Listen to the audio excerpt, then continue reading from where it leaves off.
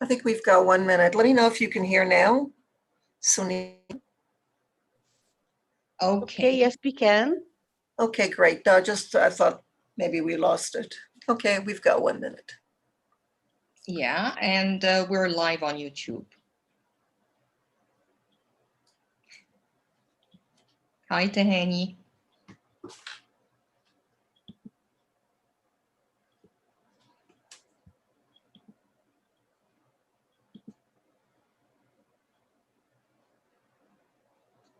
So let me know when you want me to start. Fine. All right. Okay. But before you... Thank you, everybody, for joining us back. The day has been extremely exciting so far, extremely informative and inspiring, I believe.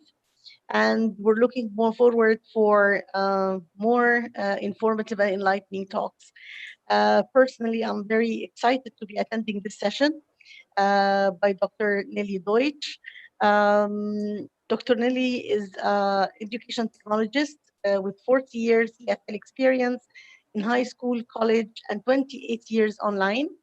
She organizes free online professional development events like Moodle Moocs, Moodle Virtual Worlds, conferences, Connecting Online, Moodle Mooc, and webinars on Moodle 4 for teachers. She applies team peer learning with Zoom Screencast, Omatic, Google Drive, and Mindfulness. I'm sure the topic is extremely exciting already, as we can see it. So the internet, let's all welcome Dr. Nelly. And Dr. Nelly, please, the floor is yours.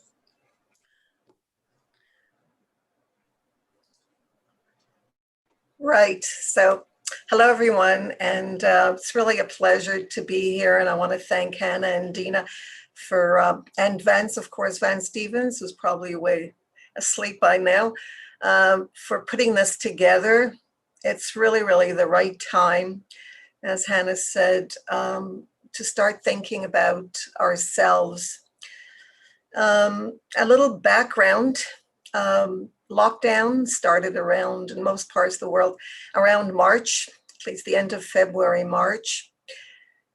And everyone started realizing in the education sector that they have to go online. So the new normal became online in order to survive the lockdown.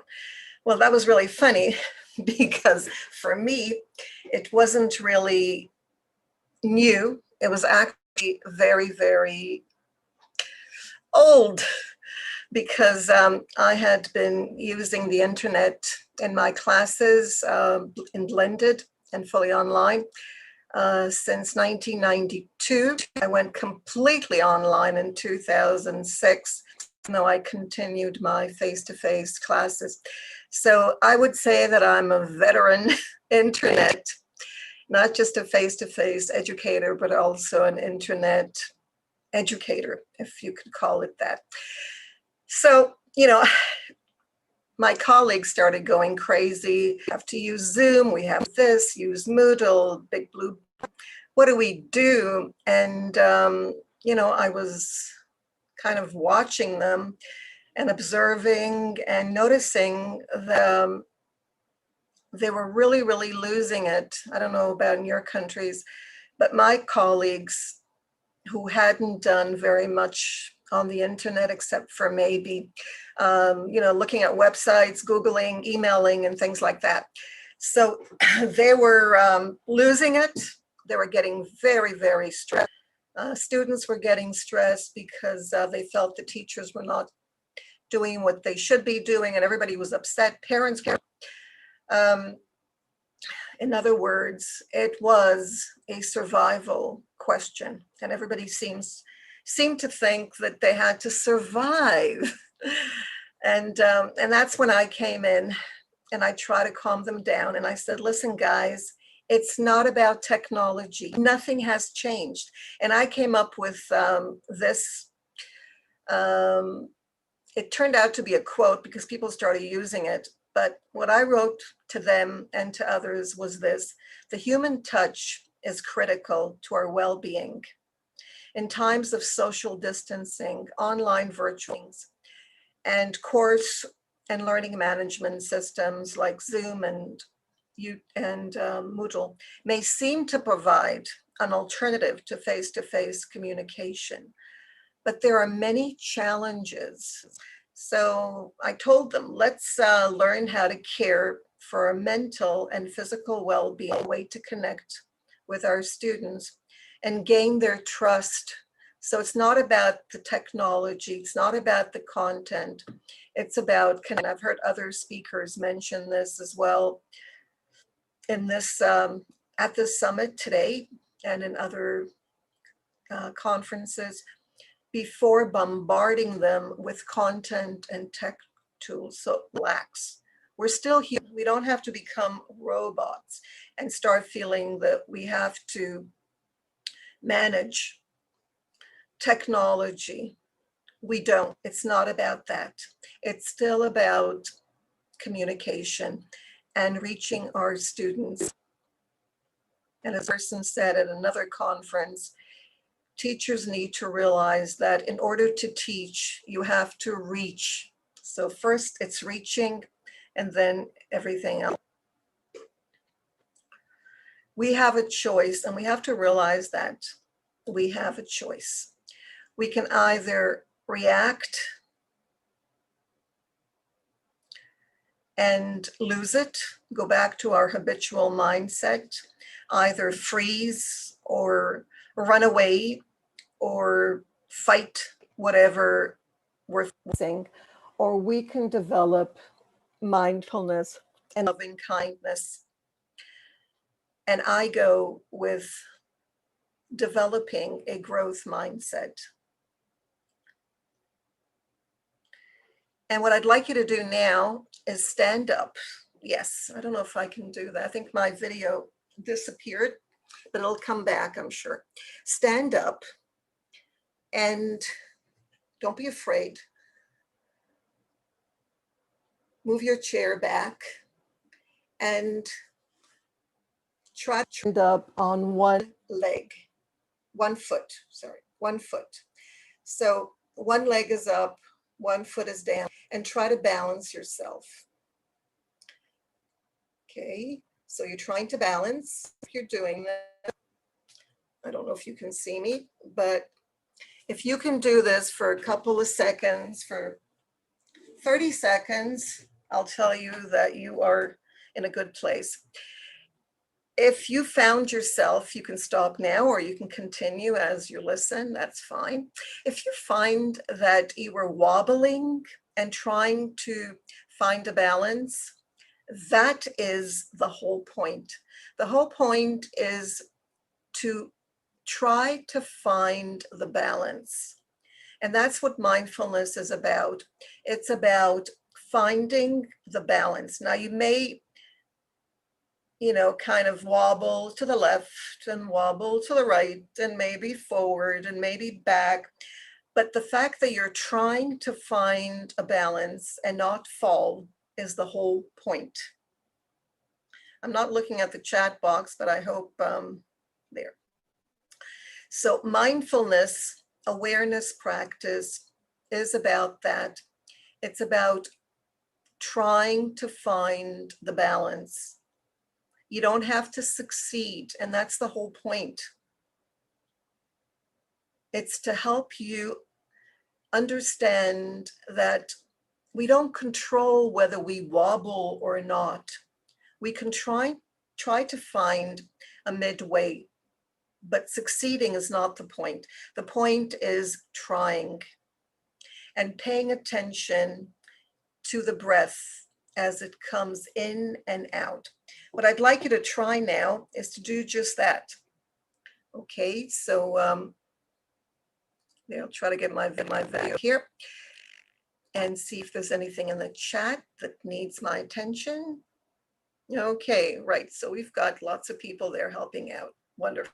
So I want you to close your eyes, or if you don't want to close your eyes, just try to find a spot and kind of look there, or just nowhere. It's up to you. And pay attention to your breath. Now you could pay attention to underneath your nose, your nostrils, and feel the breath going in and out there. You can find it a dot in your chest, your heart. You might want to put your hand over your heart so you can feel the air going in and out. You may move your head, wherever you find it, that's fine. Now, if you can't find it, don't worry, because the point is trying to find it. And to find it, try to focus on it. So you pay attention to the in and the out breath. Now, what's going to happen is you'll have lots of thoughts coming in, take away from the focus. So label that as thinking. Now, if you don't catch the thinking and label it at the exact time, don't worry about it, because that's part. Think of trying to stand on one foot. It's the trying to find the balance. That's what it's about. So you pay attention to your breath, your in breath and out breath. And whenever a thought comes, label the thought as thinking. And you do this with kindness to yourself. You are kind to yourself, no matter what thoughts come in, no matter if you mess up and you don't succeed, you still go back to it with kindness. The way that you're kind to your students, be kind to yourself and compassionate. Remember, it's trying. What happens is we focus mostly when in survival mode on the brain. We analyze the situations. We try to find answers. We look for facts.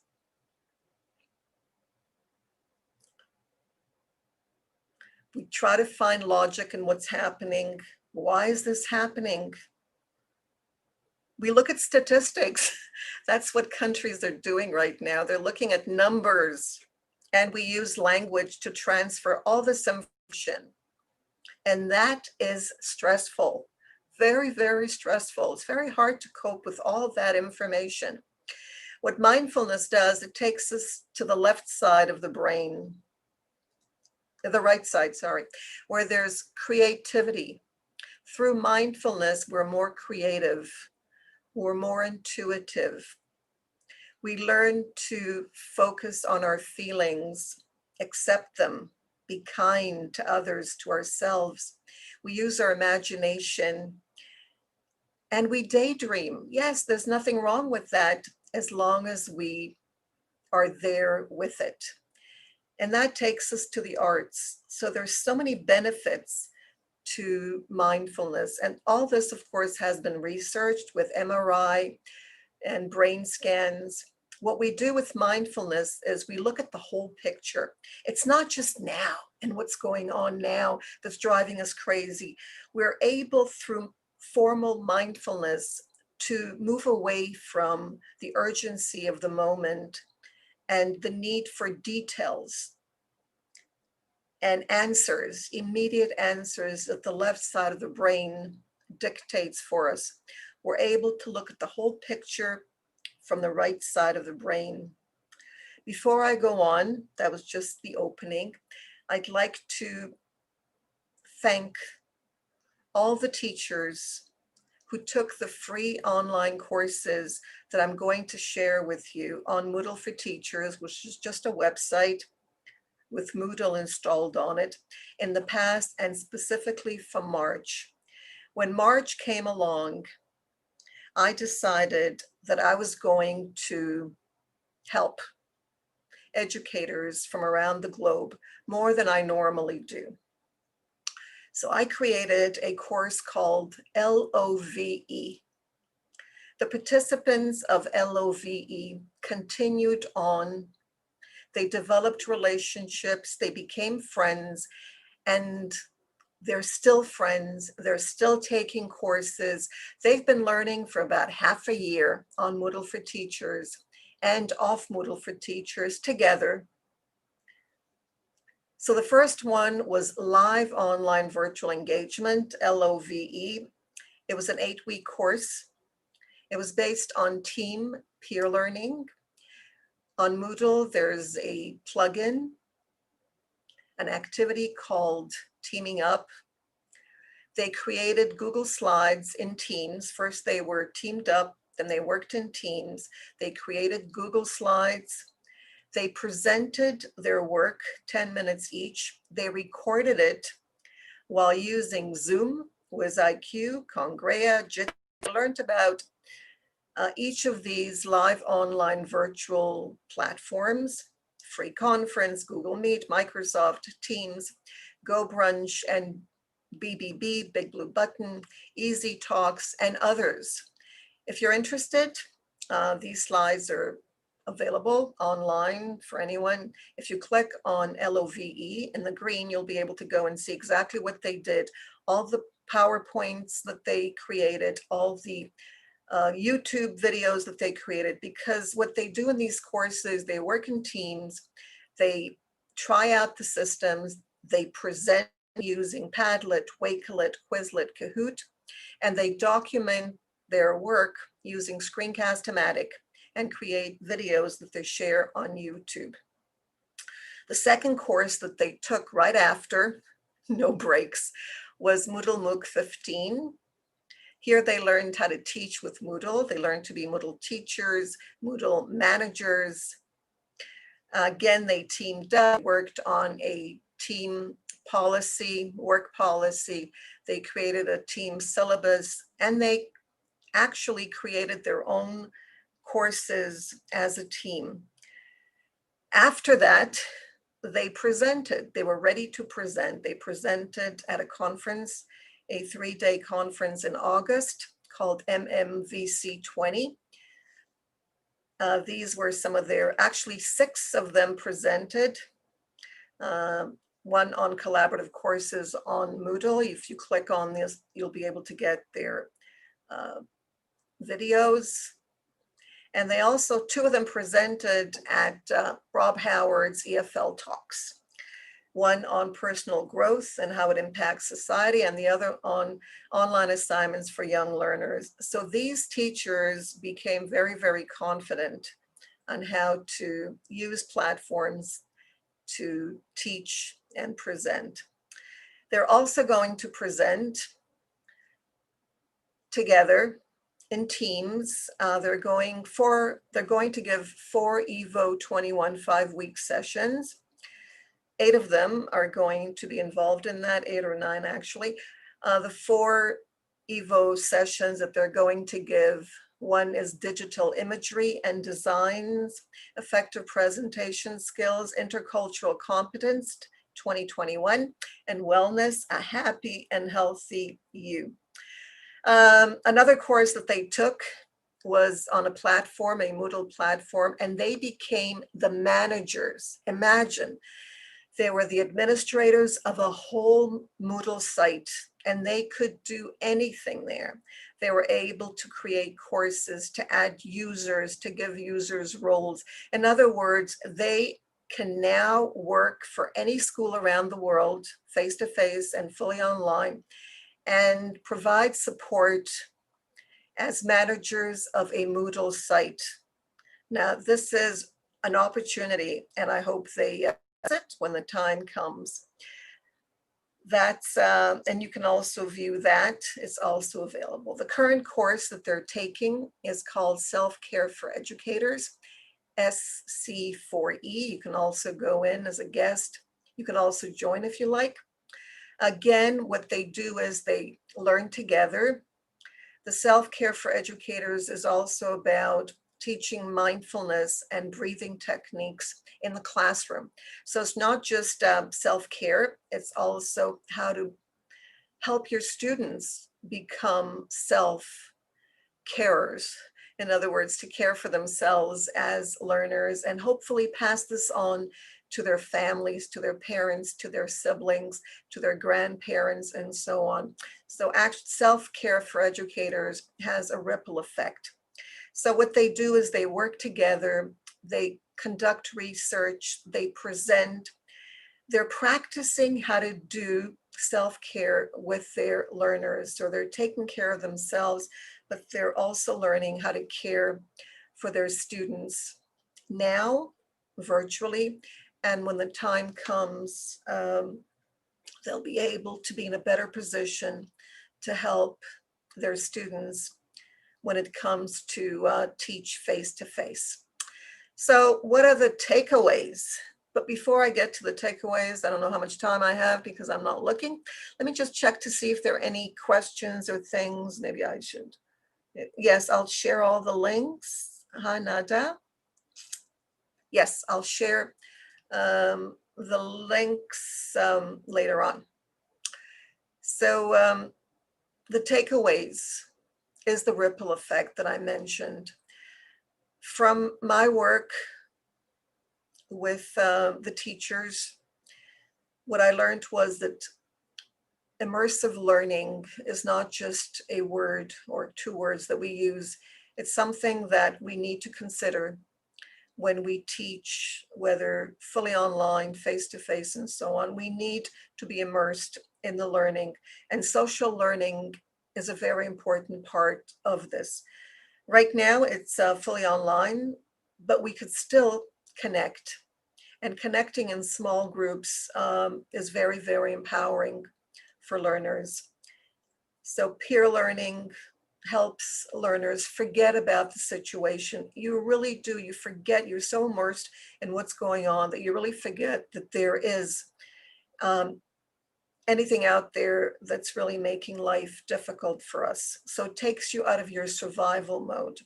And learner autonomy. It's important to allow learners to make choices, to give them this opportunity to choose. You give them a few choices and you let them feel that they're in charge instead of giving them one thing to do. So providing choice is very important, and allowing students to present, letting them do the teaching and collaborate with others so that they're not alone. And the most important part is coming home to ourselves. We need to come back to ourselves. We can't be continuously giving and our students and forgetting ourselves. We know it's wrong, but it's time to really, really stop and come home to ourselves. In our daily life, we're often carried away by our feelings, especially now, our perceptions and thoughts. We're seldom free. We're like a leaf floating on the ocean with the waves tossing us to and fro. And think about standing on one foot. We don't have sovereignty over ourselves or our situation. It is important to be able to come home to ourselves and to cease being the victims of our circumstances. We have a choice. Coming back to ourselves with our in-breath and out-breath is the basic practice of peace, self-peace. These are some of the skills that I think we would benefit from. I suggest you try it and see for yourself. Don't take my word for it. Try it. Patience. Practice patience. Look and listen. Don't be ready to speak. Stop. Whenever you want to say anything, stop and consider, would what I'm going to say benefit the person listening or people listening or not? If it's not going to benefit them, then maybe I should just be quiet and not say it. There's lots of lack of understanding. Our students may ask a lot of questions at this time, and they've been asking questions. How do I log in? I can't do it. It doesn't work. That's okay. They're confused and they show a lot of impatience, but regardless of how they feel, we need to be with them and be patient and show them kindness. Try to develop a growth mindset instead of a fixed one. Forget what you practiced and what your teachers told you. Act with kindness and be flexible and open. Show compassion. If your students are frustrated or if people around you are frustrated, send them love. Send them sweet thoughts. You don't have to say to them, just think good things about them and show gratitude. Practice mindfulness, formal mindfulness, and you'll see that things will change. Give it a try. Try to view things from a global perspective, as if you're on a mountaintop looking down, rather than dealing with the little things. Try to see the big picture. It's going to change. It always does. So why focus on the moment and the things that disturb you? Try to see the bigger picture. Things will change. And support, as I mentioned before, student autonomy. Give them choices. Let them teach. Let them peer learn. Organize and encourage community building, teaming up, collaborative, team-based, and peer support. Let them support each other. The practice of supporting another is very, very helpful. It's a kind of self-care. It affects our well-being. So give them a chance to provide support to each other.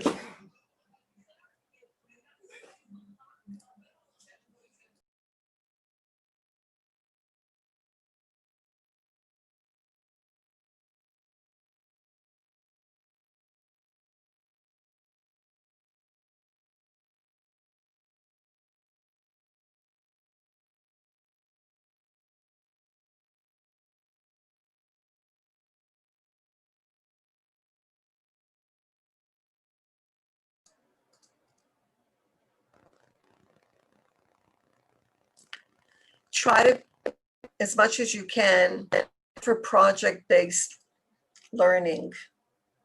Let them choose or give them choices. Let them offer suggestions. Let them feel that they're in charge, that they're leading, even though you know that you are. But let them think that they are by offering them choices. Remember, it's important that we care for ourselves, both our mental and physical well-being. It's important that we connect to our students and gain trust. Trust is very, very important, especially at this time, and we all know why trust is important. Self-care for educators, hopefully, is going to be one of the 5-week sessions on EVO 21. If you haven't heard of EVO 21, I'll be happy to provide more information. You'll have a chance to learn more about the process of how you self-care and how you can help your students with it and teach them about mindfulness awareness practice.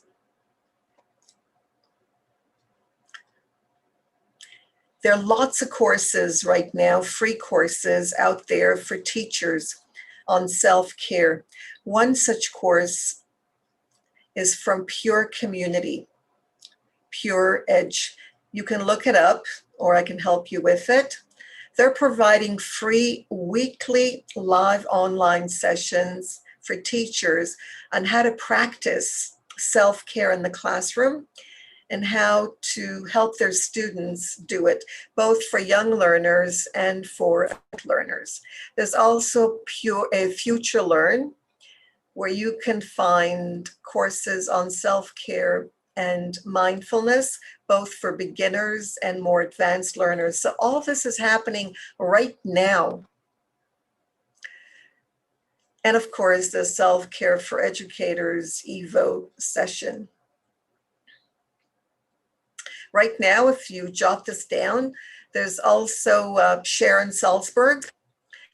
She has come up with a new book on change.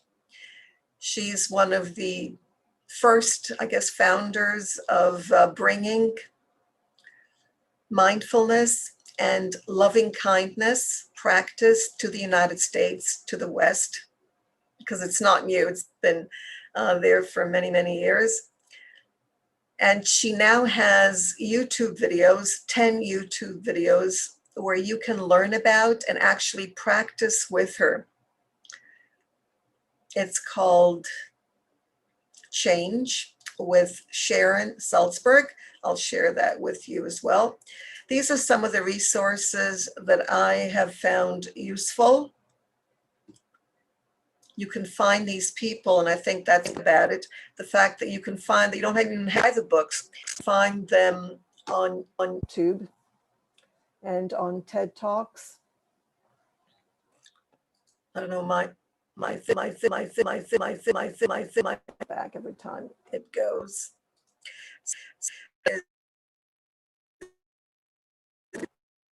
Teachers, I'm sure you're also curious about why you, your colleagues, parents, other stakeholders, why they do what they do. So Edward L. Dici has come up with a book that I think is amazing, How to Connect with Thich Nhat Hanh.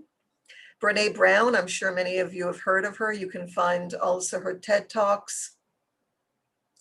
One of them is Braving the Wilderness. Another is Gay Hendricks. You can find his work also on YouTube and TED Talk. The Big Leap and Tiny Habits. Tiny Habits that I think BJ Fogg still has his free online course called Tiny Habits, ways that you can change, because it's not easy to change. You know, we're so used to our set ways and of course the left side of the brain. So in order to those changes, he came up with the idea of small changes. So for example, start your practice, but you're not ready yet. So the first thing you do is you wake up in the morning, you go to a room where you want to do maybe your mindfulness practice, and you sit down and you stand up again. You just go there. Okay, so that's how you change habits. First, you start small, you just go there. The next day you go there. A week, maybe you'll sit down for a minute and then you'll leave. In other words, small chunks, and it really works. You can develop new habits within a month. And there's Happy Teachers, Change the World, also a relatively new book. It's true. And you know that happy teachers do change the world.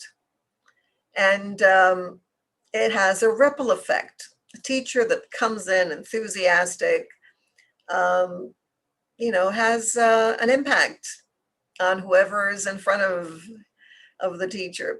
And Mindfulness for Teachers is completely free. Isn't that amazing? You can download it for free, or you can pay for it, but you can also read it online for free. You want to download, you don't want to waste paper. And there's Carol S. Dweck, that I'm sure you've heard of. She's got a few TED Talks, and you can find her on YouTube as well. And she came up with an amazing research study on the mindset. And she compares growth mindset with the fixed mindset, and how you can go from a fixed mindset to a growth one. Another one is Wake Up, because mindfulness is not about falling asleep. and about just relaxing. It's not. It's hard work. But you do wake up. You wake up, and it's time to woke up to our life. And that's by Ken MacLeod. Letting Everything Become Your Teacher by John Kabat-Zinn. Now, John Kabat-Zinn brought mindfulness to the West. He did this in the late 70s, early 80s at MIT in the United States. John Kabat-Zinn is actually a medical doctor, and he has been developing and researching how mindfulness can reduce stress. So by doing formal practice, he has these 8-week courses. In 2 months, your brain will change. Before that, actually, they say that after one sitting, the brain starts changing. So yes, it does physically change, and that's been researched. Another one that you probably know is Martin E.P. Seligman, and you've all heard of positive psychology that Martin Seligman started. There's also Barbara Fredrickson, who also has amazing work on this. So these are the resources that I highly recommend. And now we've got some time for questions. So I want to thank you for being good listeners. And I hope that you're not standing on one foot anymore, but if you are, congratulations. There's a lot of research on standing on one foot. Some of it's kind of scary, so you might want to look that up. What does it mean to stand on one foot, and what does it show about us? That's an interesting kind of observation. Now you're drawing my attention to Nelly. I saw those people taking, pictures of themselves with one foot. And now this makes sense, okay, what you're bringing up here. Does that have anything to do with mindfulness? It's like you have perfect balance on one foot. Is that what you're saying? No, what I'm saying is it's the trying to find the balance. Letting yourself, kind of lean to the right and lean to the left, that it's okay not to have that balance, but the trying to find the balance is what mindfulness is about. It's not about perfection. There's no such thing. It's about the struggle, the trying to find the balance that strengthens the mind. Can you just switch on your video? For some reason, it's gone. Yeah, sure. I don't know why. Yeah, there's a problem with it.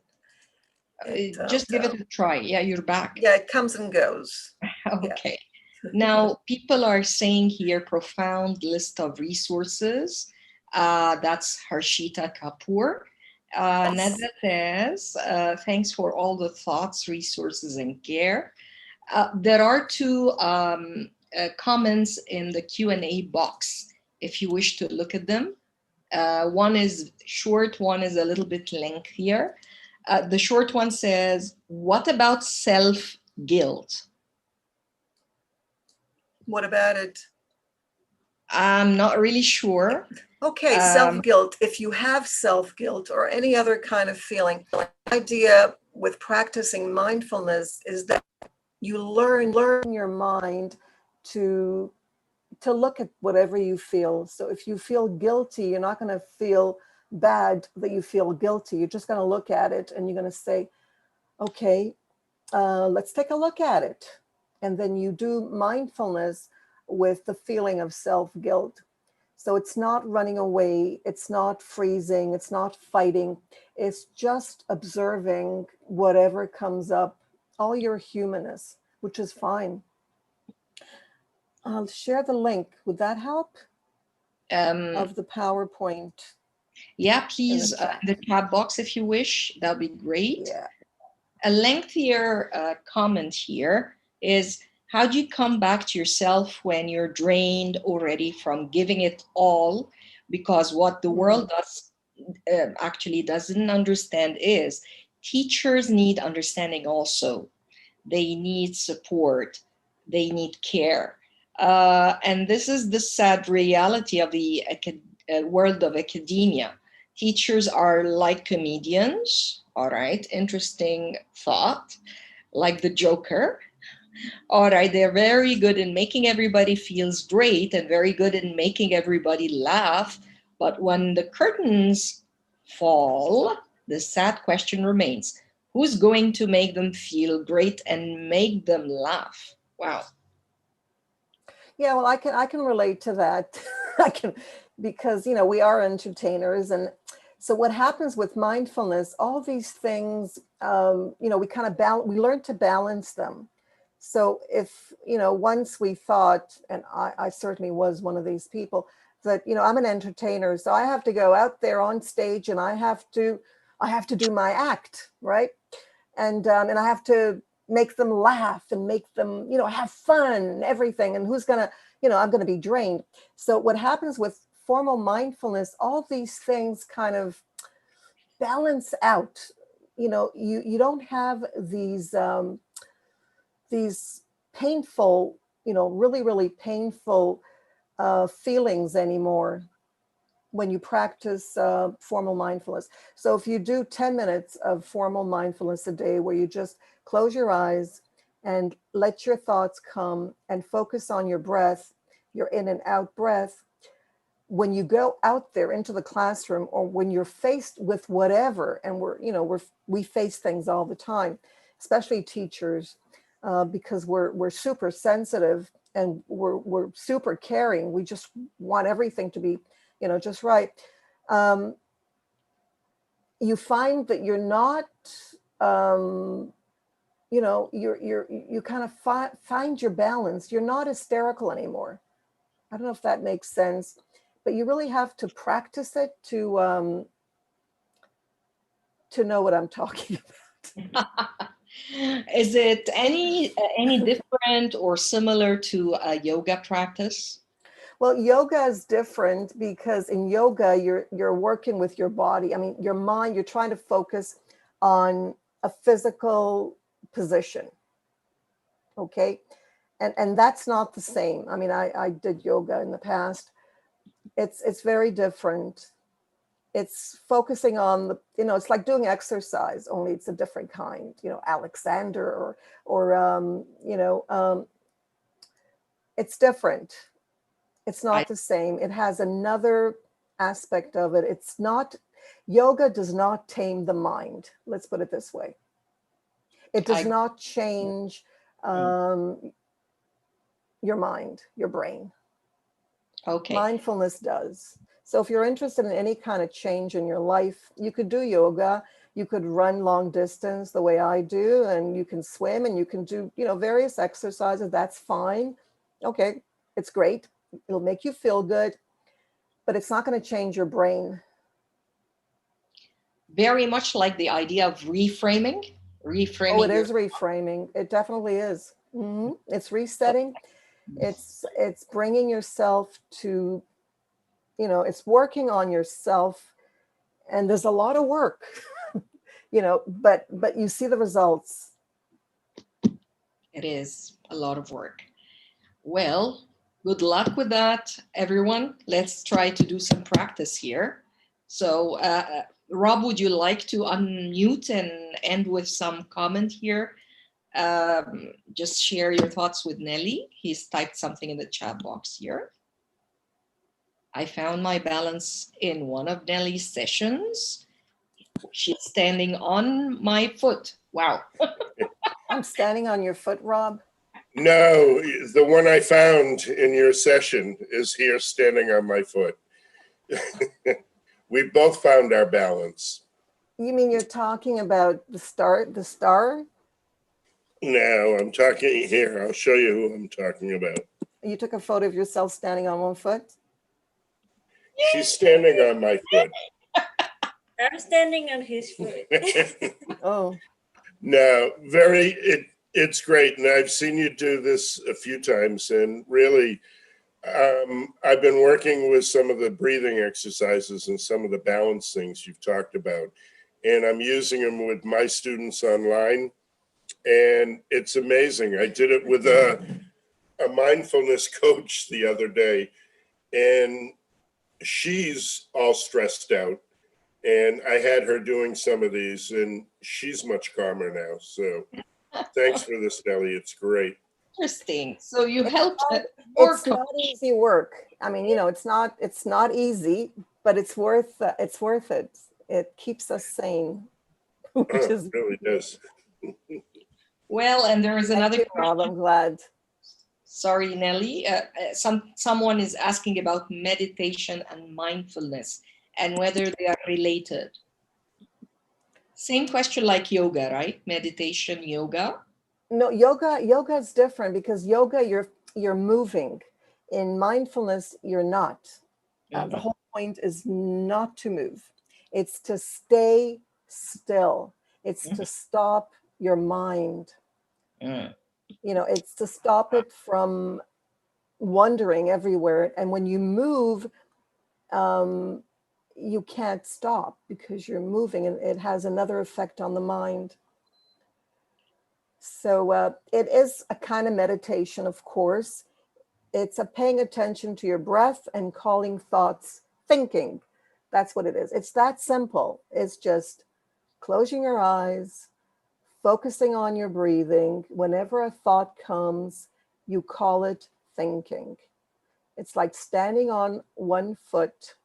Whenever you feel like you're going to fall, it's bringing yourself back to the center. That's all. Thank you very much. That was The really center is breathing. It's the breathing. And we do this. We're all breathers, aren't we? yeah. But I mean, some people breathe, fresh air. Some people don't, right?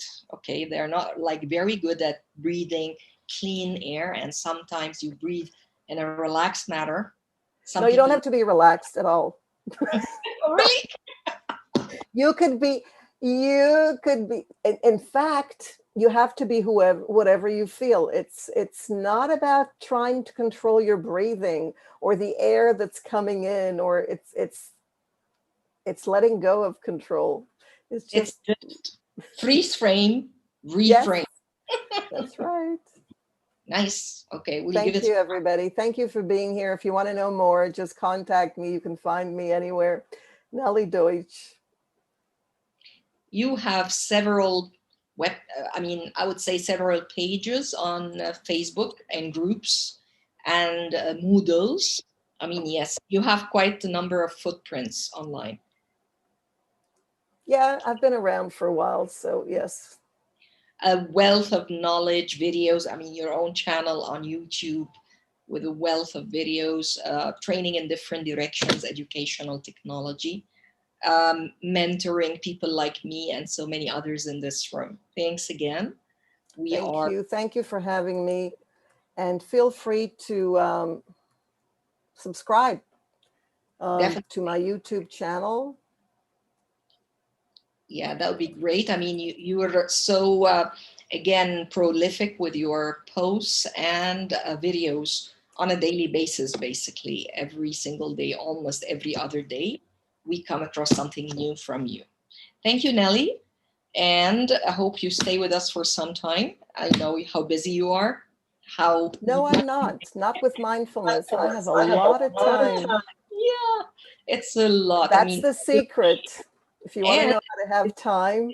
Good to have a captive audience like ourselves here. So you practice, something here, some of your techniques while we're going along here.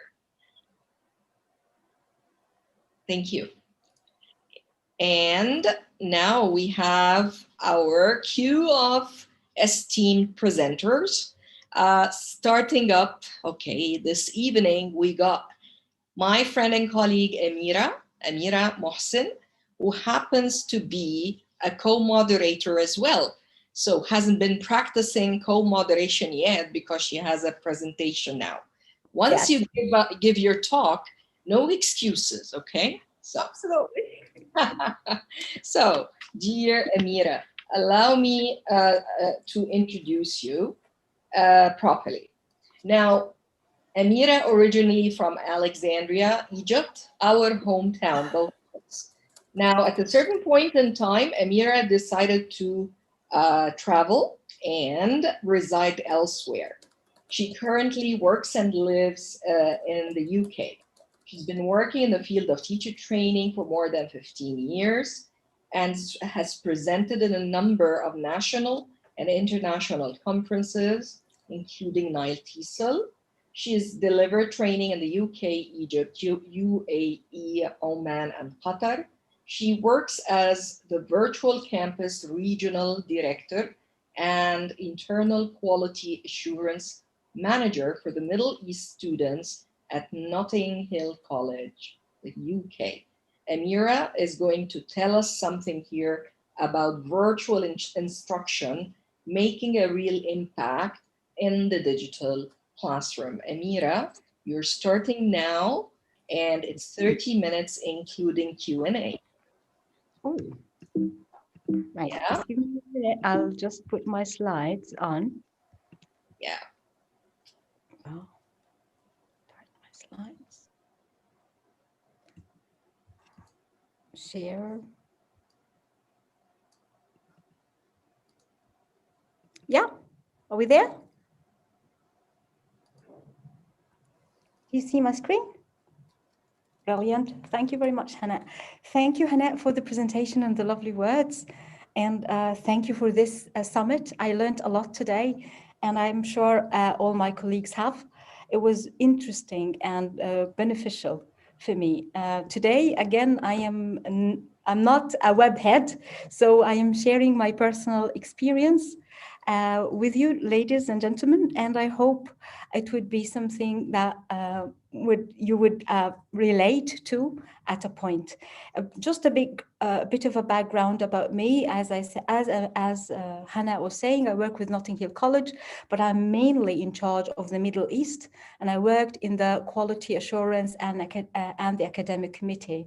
I definitely had to travel to my students. So all my students were in the Middle East.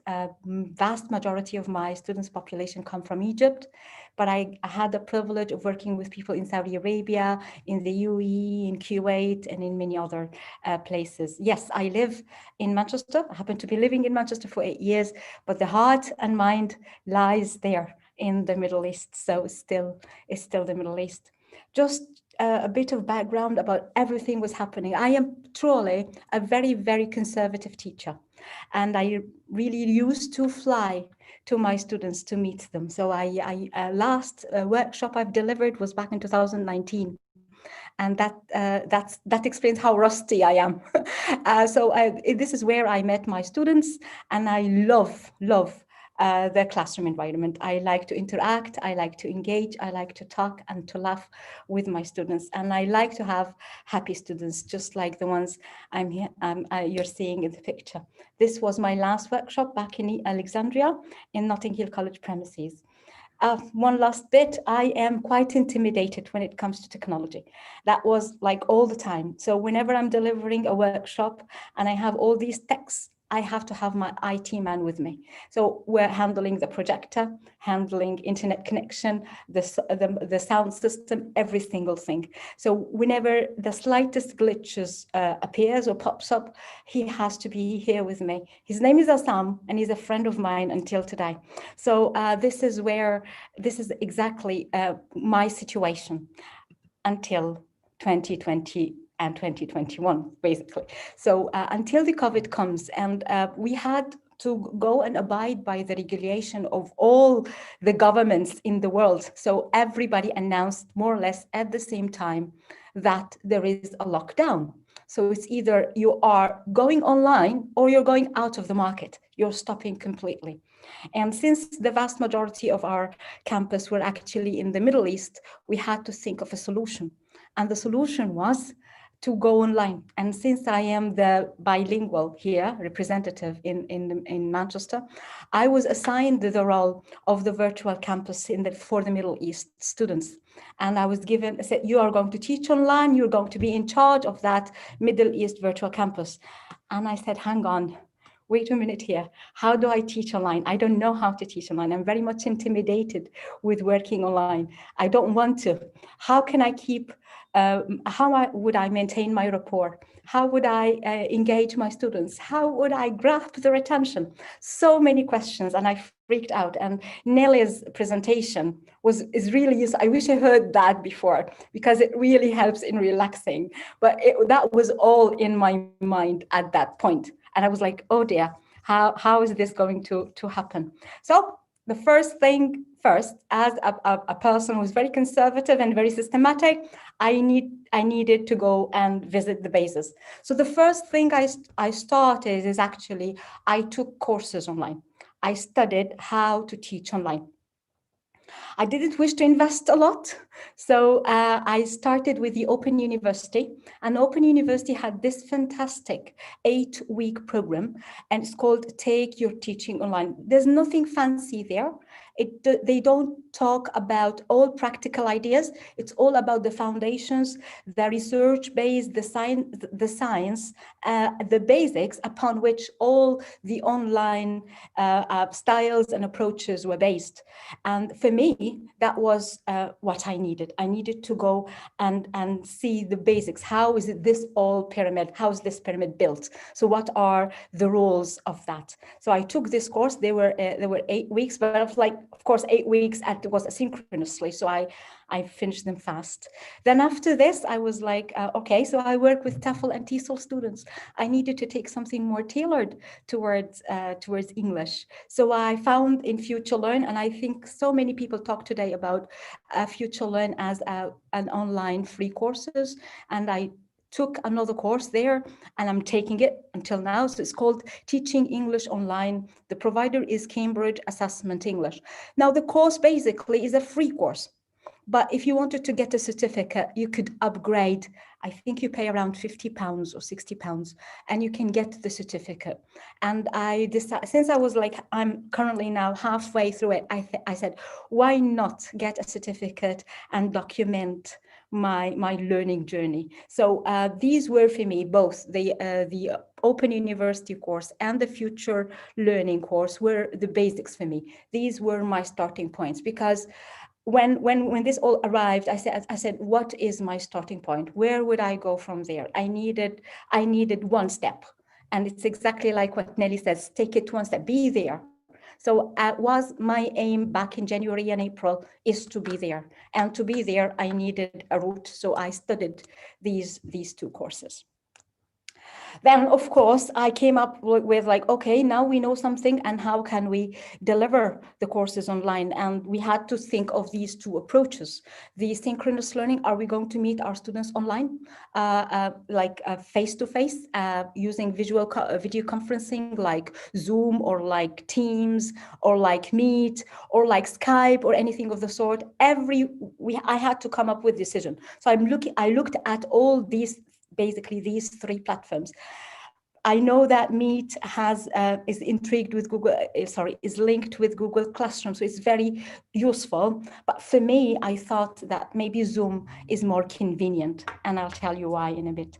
The second step was, how can I post the updated material? This was no sci-fi, and we have the IT people with us still, so we updated all our content and post them on our platforms. We had 2 platforms to work with. We had the Google Classroom and we had the Moodle. So we've used them both, and we've used them wisely. We have like recorded all the sessions and post them for our students to watch on the Google Classroom, and we have kept the assessment on the Moodle. So we had a dynamic platform, asynchronous platform, and we had a static asynchronous platform. And both of them were quite, I would say, reliable, and both of them made students happy, so they knew where to go. Now, it was either this or that, but research has shown that the best way is not to go synchronous or asynchronous. So you don't have to choose, but you actually have to blend. So the idea was, when it comes to blending, is what am I going to blend? So many tools are in the market. Which ones do we start with? As I said, I'm not a web head, and I wish I were at the point, but I was not. So I said I need to choose wisely. I'm already out of my comfort zone. So there's no way that I would even stress myself further. And that's why I decided that I'll take it very, very easy. It's a blend. So we can blend it the way you like. You can blend 20% synchronous and 80% asynchronous, or you can blend 80% synchronous and 20 asynchronous, or 50-50. It's all coming with the blend, as long as the good thing about the blend is that you're bringing both the advantages of synchronous and asynchronous teaching in a single experience. So my aim was, how would I use my tools? How would I blend it? I would use the things that I feel safe, that I feel comfortable with using, and I'll take it one step at a time. So Nelly, thank you very much for saying what you said today, because it gave me a feeling that I was very much on the right track. So taking it slow and easy, no problem. So that was my equation. So that was how would I think. Anybody can guess what this equation is? Can anybody guess what is this?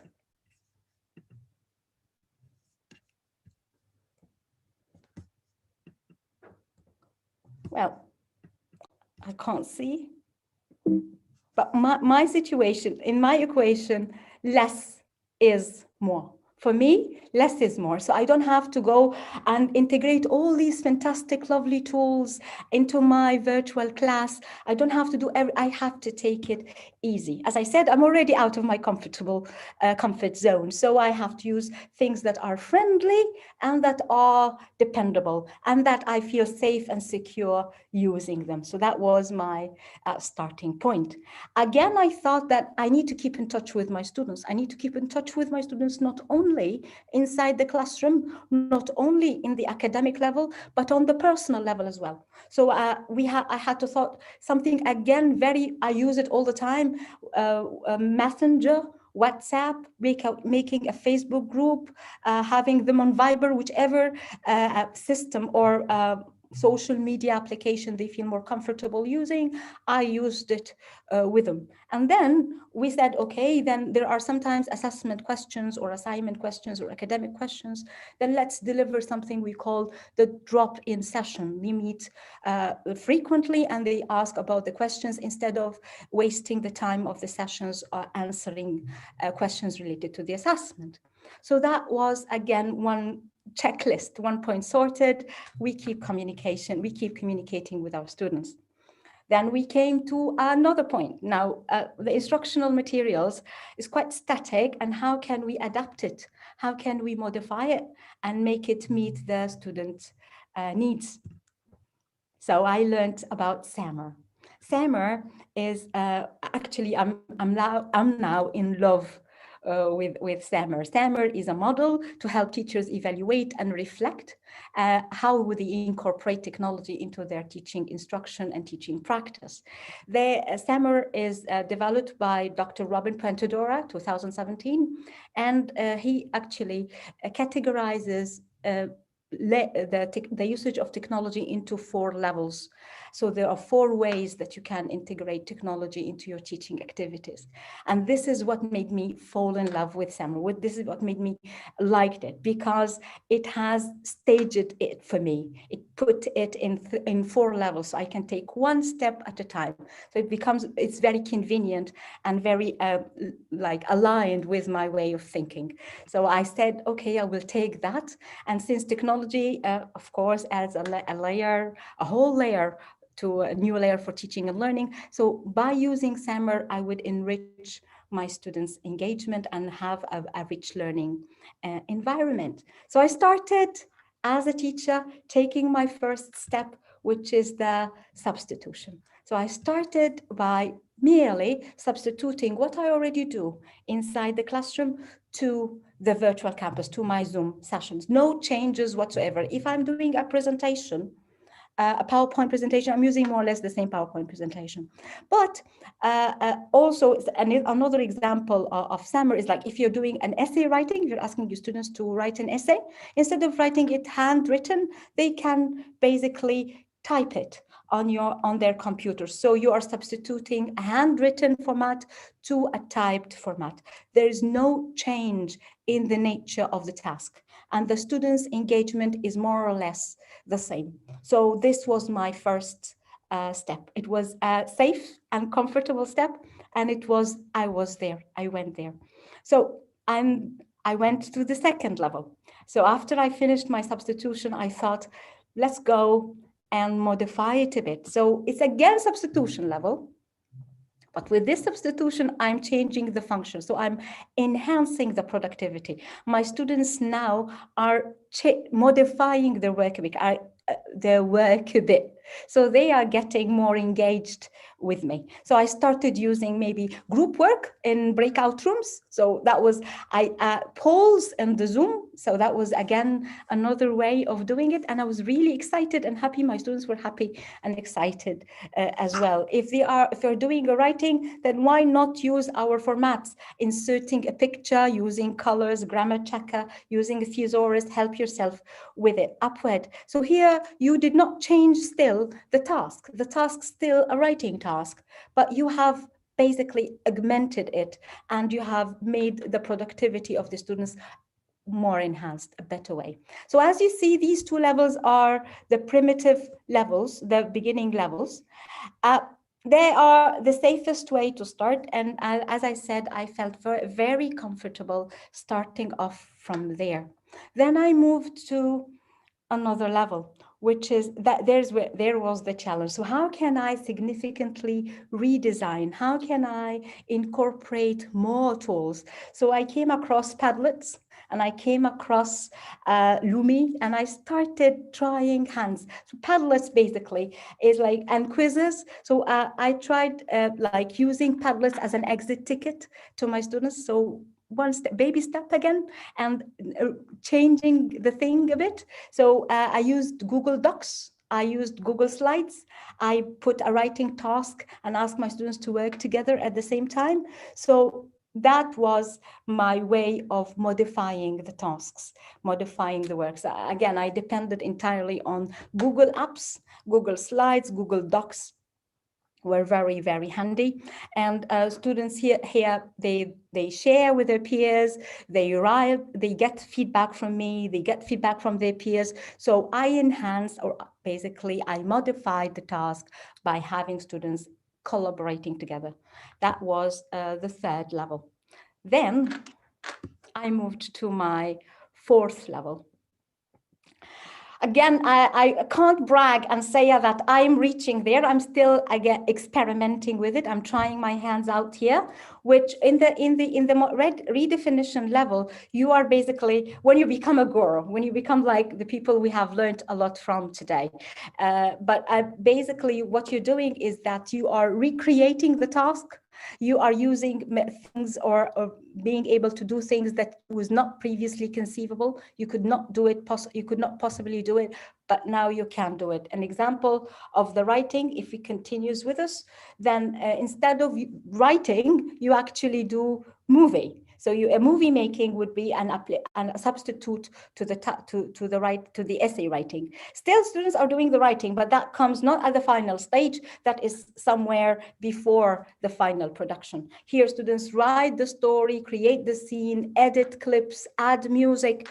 iMovie was very straightforward to me since I have the application and I started playing with it. It was good, and my students were using Apple. So there were other like Real Player they can use to record screens and so on. So there was no mandatory to use the iMovie, but for me, the iMovie was okay. Then once the students finish their videos, we can publish it and share it on the social media, receive feedback, and give a comment. In this case, there was a total different. So there is a total alteration of the task. It's no longer writing. It's not longer an essay. It became a video. But this was not possible to do. And students have given life to the task. It's no longer static. It's not only words. These words are spoken out or acted out. So that was basically appealing to the 21st century. Students created something, so became very creative. That's a level. Another level is that they work together, so there is collaboration. They have solved problems and troubleshooted and thought critically of the order of the clips, so that is critical thinking. And definitely they work together and talked together, so that is communication. And I was really happy that I was getting there step by step, but we are getting there. So that is how I did the redefinition. This is an example of some of my students' production. So doing the videos after they finish the class, or even as an introduction to the class. And these videos, it's either we publish them on the social media or we keep them in our Google Classroom. And I took it easy with them. I told them, if you're happy to do it, like if you want to picture yourself, video yourself presenting, for example, you could do that. If you are shying out, you can use an audio only without any videos. And as you've seen in the Google Classroom, some of them used audios, some of them had their videos. So this was an activity about giving instructions, and they were all acting out the instructions, and it was really intriguing. They were very happy and engaged to do it and video record themselves. Right. So we moved level 1, level 2, level 3, and now with this we're working on the redefinition level. If you've noticed that there is a threshold, there is a division between the first 2 levels and the last 2 levels. The first 2 levels, you are basically substituting, you are enhancing, you are making things better. But of course, our aim is to go to levels 3 and 4, which is to transform. Today's summit is all about transforming education, transforming learning, and transforming teaching and the way we teach. So how can we go there? And I think everybody have said it even better than me. So using all these fantastic, engaging tools, but again, don't overwhelm yourself. Use it one step at a time. Use the ones you are comfortable using. Today, I'm taking with me the Poll Everywhere. Poll Everywhere was very intriguing, and I liked it. And I think that is one added tool to my host of tools. So that is how basically how you go through the summer and how you adapt your materials levels step by step. The idea is to transform and enhance learning, and of course you appeal the higher order thinking. The one thing I wanted to talk about is that you never learn something without linking it to something else. So you need to link what the newly learned piece of information or knowledge to what you already know. And I found this link. With Bloom's taxonomy. So I found that Bloom's taxonomy is very much related and has leveled and layered thinking into 6 levels and grouped them into 2 groups. So we have the remember, understand, and apply as a lower level of thinking, and we have the analyze, evaluate, and create as a higher order of thinking. So when I found this link between Bloom's taxonomy and SAMR, it made all sense to me. So I started moving up the ladder.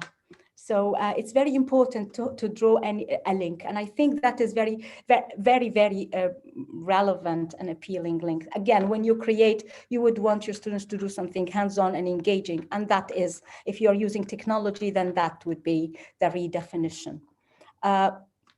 Another element when I talked about it is when we are thinking of planning. Remember, online teaching is still teaching. So if you are teaching, you need to plan your teaching. And that is what I took from home with me. This is a webinar that I've attended, and the guy said this, and I kept it in my mind, that online teaching is still teaching. So if I am teaching online, if I'm teaching physical class, I need to plan it. Then if I'm teaching online, I need to plan. I'm doing more or less the same things I'm doing in a physical classroom. I'm giving feedback, I'm assessing my students, I'm delivering instructions, I'm grouping them, I'm thinking of all the interaction, because without proper preparation, I might lose, not I might, I will lose my audience. So I had to take with me my 5 principles of lesson planning.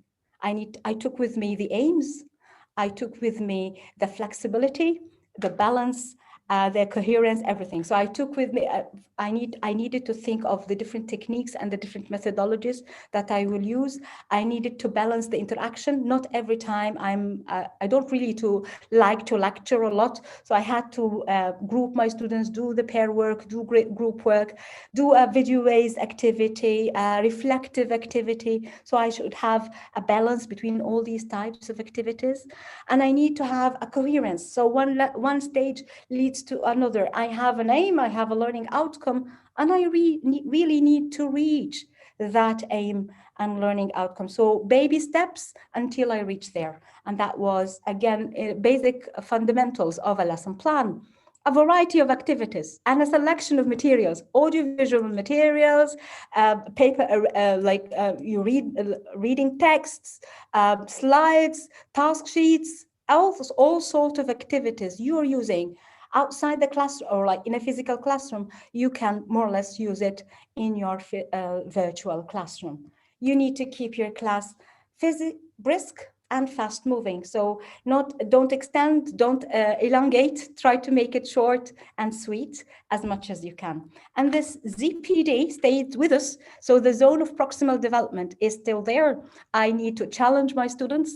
I need to work on their thresholds of abilities. I need to scaffold them. I need to help them until they reach whatever target I am planning. So it was all there. So I haven't changed anything here. And that made me, again, feeling more safe.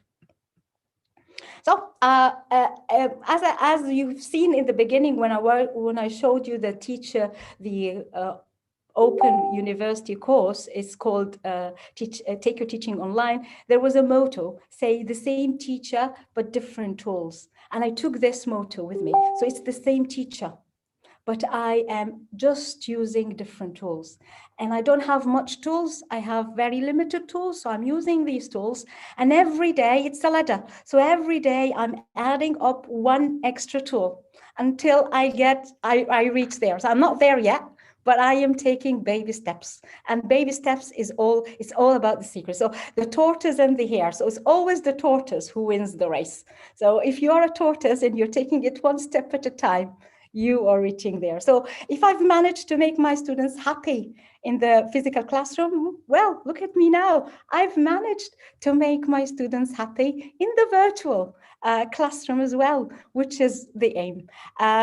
Just like, I don't have it here, but I have some statistics. Like when we started the virtual campus, we had only 13 courses. Currently, we're having 25 courses. We had the average number of students in the one course, around 5 students. We now have sometimes 10, sometimes 12. In educational leadership and management, sometimes we have 20 students per course. So this tells us something. This tells us that it's a working model. And as I wanted to say, if I can do it, everybody can do it, because nobody was intimidated more than I am. I think I am done, Hannah. Thank you very much, everybody. Oh, Hannah.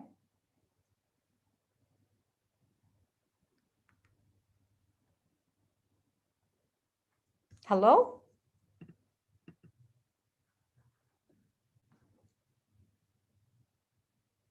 Oh, Hannah wants to unmute. Ayet. Okay, I'll search for you, Ayet.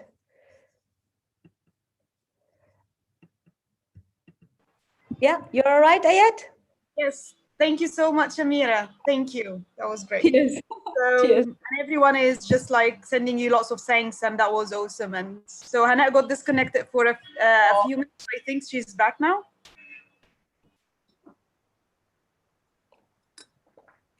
Hi, Ayet. Sorry, Hannah. Are you there?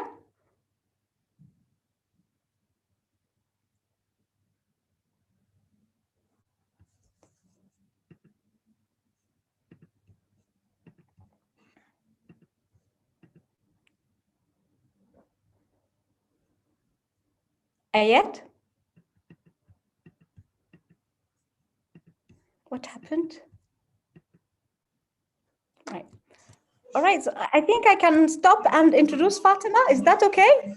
Yeah, I think, yeah, if Fatima is ready, we can go ahead and introduce her. Yes, Fatima. So I'm having the privilege. So you are I'm doing the job now as a co-moderator. So you're my first person. Quite excited. You're okay with it, Amira? Would you go for it or? Yeah, I'm fine. I'm fine. Fatima, can you unmute? Yeah, I just did. That was a wonderful presentation, by the way. Thank you, Fatima. This is very kind of you. So I very much like to introduce Fatima Ali. She is the Vice President of Master Educate English Edio and Training. That's a GCC, and the President of Castellat TESOL 2020-2022. She is also a UK Accreditation Consulate, certified Cambridge trainer, and a 3-time international award winner for excellence in the education sector.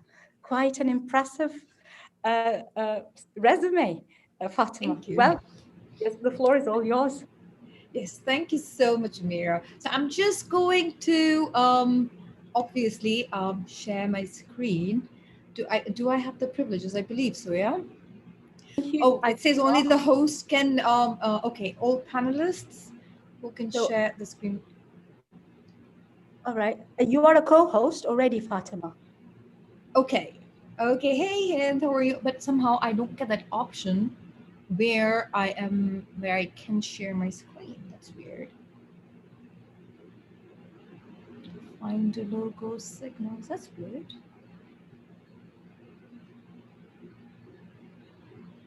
Mhm. Yes, I am the co-host, but I'm Yeah, you very Zoom friendly. But Zoom is not so friendly these days, so it could be something with. Must be. So what I'm going to do is I'm going to try something different though. But if do you see the green share screen? Yes, I do. So, So when you click on it, what happens? This happened just now. Okay, great. So you're there. Wonderful. Yes, I'm there. Thank you. Right. All so right, you have everybody. Fatima? Yes, absolutely. Inshallah, I'll try to finish way before that, just so we can take in some Q&As if there are any. I'll try to follow up with the questions. Okay, so if there's any question, Amira, for me, just let me know. Okay, everybody. So my name is Fatima Ali.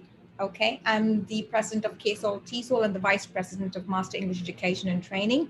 I'm a certified Cambridge trainer and an accreditation consultant for ASEC UK. So we have had amazing talks before me, Amira and Nelly, both of them. And I pretty much build on what they have stated, what they have discussed. Okay, so over here, let's start off with the World Mental Health Day 2020, which is actually tomorrow. Now, how many of us actually take care of their mental health? So for a teacher, this is very important. Self-care is very important. So henceforth, for today's session, that's exactly what I'm going to do. So it's an early start to celebrate the World Mental Health Day. So we are going to look into the positive mindset and what exactly need for the positive mindset. And for that, for the positive mindset to happen, you should be able to keep your stress levels in control. Okay, so we will be looking into some of the strategies there and how we can celebrate ourselves. We do a lot. I mean, teachers are absolutely selfless when it comes to giving. And as one of the questions to Nelly was posed, that we give it all, okay? And when do we have time for ourselves? How do we, reward ourselves? So I believe it's high time. I wouldn't say that we have to be selfish, but I do feel that we should have the need to actually celebrate ourselves. So that's exactly what we are going to learn today. Celebrate ourselves. So technically, with all the online teaching, how is it going for you? Sleepy, tired, left out, blah. For me, it's somewhat, I wouldn't say it's depressed. I get my own mood swings, and there was this one time when I just had it. I am a face-to-face trainer. I love meeting people. I love seeing people reactions, and I want to understand their gestures, their body language. And all of a sudden, boom, COVID came, and everything was electronic, and we were online, and we were doing all of this. So most of us pretty much fall into the box that's there on the left. And on the right is when you are experiencing burnout. And by this time, I mean, in Saudi Arabia, at the very least, we are in our 7th week of teaching. And when we are in our 7th week of teaching, we are actually feeling the burnout right now. It is becoming very overwhelming to actually do everything online. And you don't even and most of us don't even know how to go about it. Like next, for instance, if you were teaching in a traditional classroom, once you are done with your your traditional class, you would just go out and then probably go to your restaurant. But right now we are either working from home or school, and there are more plans to make. So there are a lot of unexpected aspects, we are taking into account. So what mindset do you have? Nelly discussed this so well. So I'm just going to add a bit on it and then continue with the idea about positive mindset. So we're looking at positive mindset and the growth mindset. As we know already, when we are looking at the growth mindset, we are looking at an opportunity to grow, where we are setting our mind to something that says, I can learn to do anything you want. A very good example was Amira just a while ago, when everything shifted online and we had to do something about it. I had only 2.5 weeks to transfer or transition from a full face-to-face classroom to a complete online classroom. And I didn't even, to be very honest, I didn't even know the essentials. I did take a couple of, online sessions, but they were not as, rigorous, I'd say. There was just something I would do on an on and off basis. I would travel. I think the thing that I really missed the most in this pandemic is traveling. So I would travel, go places, but here I am. So I decided to train myself, yes, and there were a lot of sources I followed, and then I started overcoming them. I was anxious when I started. So, and I was looking at the challenges that would help me grow. There was a point, let me tell you, honestly, there was a point when I really wanted to give up. I thought, I just cannot do this. But then I thought, why not? When everybody else was doing it, it was not just about everybody.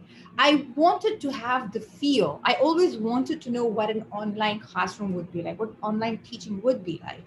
So since now I had the time, because the establishments were closed for almost 4 weeks. We were not able to open for 2 months, roughly. Everything was in a lockdown, so I decided to make use of my time. So I was putting in a lot of effort, and it took me quite a bit to change that mindset, from a face-to-face to a complete online. And we were staying at home. We were not going out. There were curfews back in Saudi, and everybody knew what the curfew in Saudi was like. Quiet. We'd have limited hours to go out. Children not allowed to go out. So we were trying to adapt to something that never happened before in our lives. So I started trying a couple of tools, and then got my way through it. And Zoom became my best friend after 3 weeks. Yes, Zoom. And then I started befriending Microsoft Teams. And then there was Adobe Connect. Okay. So, and there was click meetings. Yeah, that was another one that I found really helped me. So that's it. So as teachers, if we are really passionate about what we do or what we want to do, we will always have the growth mindset. And definitely the fixed mindset would always go like, okay, I'm not good at it, or I can never be good at it. I trust the person in front of me can be very good, but then if the person is in a fixed mindset, I cannot change that. So number one, with most of us going through the burnout stage right now, with almost 7 weeks of teaching in, I think it is high time we go back, revisit, and see how we are feeling about ourselves right now, and put ourselves back to the growth mindset shoes. So there are a couple of things that we need to know. So let's categorize. So for a positive mindset to actually take place or be there, you need to know what are your stresses. So we have got two kinds of stresses here. We've got external stresses and we've got the internal stresses.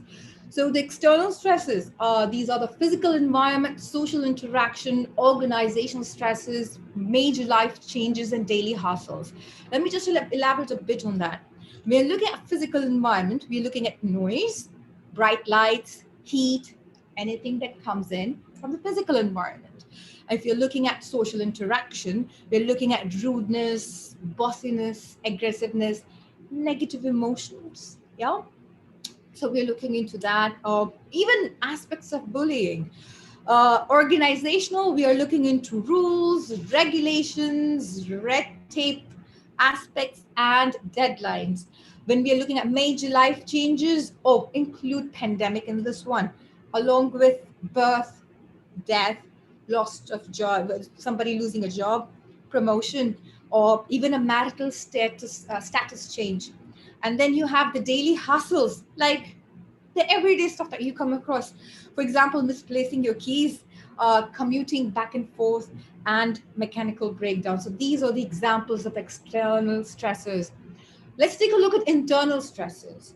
So we are looking at lifestyle choices such as caffeine. Okay, caffeine. See, there is whenever the topic of caffeine comes through, because I'm a coffee addict, really. Most who know me really close, they know that I go up to 6 shots, which is actually very unhealthy. So I'm back to my 2 shots again before my doctor screams at me. So I have to make sure that I don't exceed my caffeine intake. And then you have the lack of sleep. How many hours do our teachers actually sleep? Okay, so you have to make sure you have obviously 8 hours of uninterrupted sleep if you're talking about internal stresses. Overloaded schedule. To be very honest, in this pandemic and with online education, we are working more than the regular hours. So that's there.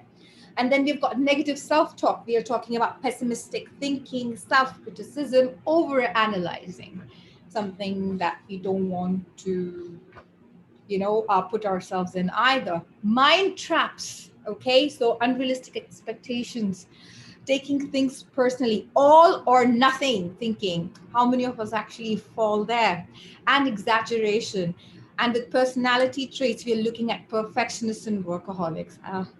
I probably fall into the latter, which is the workaholics, but it drains me, but it works out so way or the other. So let's, after identifying your external and internal stresses, what is it that you need to do? Okay, we are looking at awareness. Now we need to balance out all your internal, external stresses and even control them. So first of all, you need to know what is causing that stress. How do you react to it? And we're looking at then balance. There is a fine line between positive and negative stress. You need healthy stress, but is it healthy enough right now? There was a point when we started going back to our offices, everything looked really fine until I came back home and I was taking 6 hours of online teaching at a stretch, and I was actually teaching until 11 p.m. or 11:30 p.m. So at that point, I knew that I'd have to shuffle my priorities. I need to balance. So the day when I have my online sessions, I wouldn't go to the office. And the day I go to the office, I wouldn't go to the online sessions. So this is how I started to cope with the negative aspects of my own scheduling. And then with awareness, then the next stage is balance. And the third stage is control. What can you do to help yourself combat the negative effects of stress? We'll look into a few strategies. Okay, so, and again, with external and internal stresses, we've got different kinds of people. So no two people necessarily respond to the same stressor in the same way. So individual personality factors play an important role. A way a person responds to stress. So you've got different personality types. So you may want to really focus and see if this is you. If you're type A, B, C, D, E, F, or G. Yes. Okay, so if you're type A, which is the ambitious, okay, so you're active and energetic, you're impatient if they have to wait in a queue, basically. You're honest, you maintain high standards. You always consider time as a problem. There is never enough time, okay? Intolerant to those who may be slower in thought or action. So how do these people cope with stress or positive mindset? Quite well, I must say. But they can be slightly merciless. So we need to take care about that. Are you the type B? Let's see. Okay, so the type B is passive. So they are usually quiet. Very little worries them. They will only worry about things they can alter or control, or leave others to worry about the rest. So any of you type A, type B, comment in and let's see how many type A's or B's or C's we have. Let's see. Okay, type C, the worrying kind. I do come across a lot of teachers who fall in this category. They are nervous, especially the new ones. And then they are extremely strong, but they don't know it. They're not very confident of self-ability. And while I totally trust them with their ability, they're anxious about the future. And then they're anxious about being able to cope. Okay, so let's see if anybody falls in type C. Okay, so now let's take a look at type D, which is the carefree personality. So you love a variety. So anything monotonous really beats you. So you're often athletic and daring. So for them, online teaching is something that they never would want to do, but now they are forced to do, and they're trying to survive this norm. Very little worries them. They're not concerned about the future. Okay. Some of you might be a mix of a couple of personalities, so it's okay. So tell me what resonates with you. Type E is, people who are suspicious. Okay, now these kind of people, now we are looking at characteristics like being dedicated and serious, very concerned about other people's opinion about them. They do not take criticisms kindly. They tend to dwell on others' criticism of them for a long time and mainly distrust most people. It's okay if you fall into this category, but then your stress levels and the way you cope with the positive mindset or bring about a positive mindset might be a bit more of a longer journey, okay, compared to the others. Now we have the dependent ones who are bored with their own company. Obviously, because they're dependent and they don't really go around and mingle with a lot of people. And they're sensitive to surroundings. They rely on others a great deal. They do not respond to change easily. So these are type F. Last but not the least, we have got the fussy ones who are meticulous, honest and like a set of routine. They do not like change, and any new problem throws them because there are no rules to follow. And they are great believers in authority. To be very honest, one of my sisters, she falls into this category. Definitely the fussy type. So are you the fussy type? The type F, type D, C, B, or A? Let me know. So how do we approach our stresses for a positive mindset? Very much into stages. We are looking at more self-awareness. So right now, regardless of what personality type you are, we're looking at avoiding unnecessary stress. Step number 1. Step number 2, altering your situation. Very important. You need to bring about, the change. And then you adapt to the stressor. So what exactly is stressing you out? You need to identify. Is it work? Is it something back home? Is it something that's bothering you about your children? Okay, it's for me it was it was so weird. My stressor was that I didn't have the right pair of slippers at home. That stressed me out for a bit because my order was delayed. So, you can have some things that are as trivial as this and as major as, like somebody's death or a lifestyle change, maybe. You can accept you have to accept things that can't be changed. Acceptance, very important. Gratitude, extremely important. And make time for fun and relaxation. What do you do for fun? What do you do for relaxation? Meditation is a good way to go about.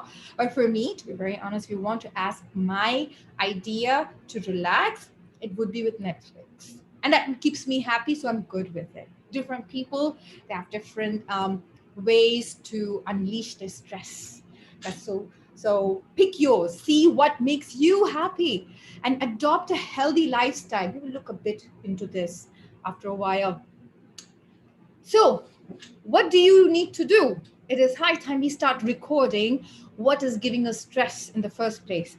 Almost 75% of the educators around the world suffer from mental health issues, and it's quite sad. And most of them, they lead to high blood pressure, diabetes, some of them with voice issues even. If you would, my sister, she is a speech and language therapist, and she assessed a few teachers with voice box disorders because they have been constantly using their voice in a higher pitch inside the classroom. So, and it was just too late. You do not want to address your issues if they go around too late. It's high time we also focus on ourselves, because if we are healthy, we will do our best for our students.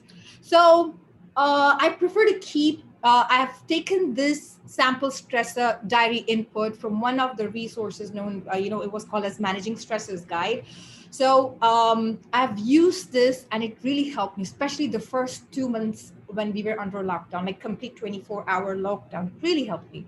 So I put in the intensity of stress from 1 to 10 because I was very, very anxious. At 5 minutes, thank you. I'm almost done. Thank you. Okay. I'm looking at the stress trigger.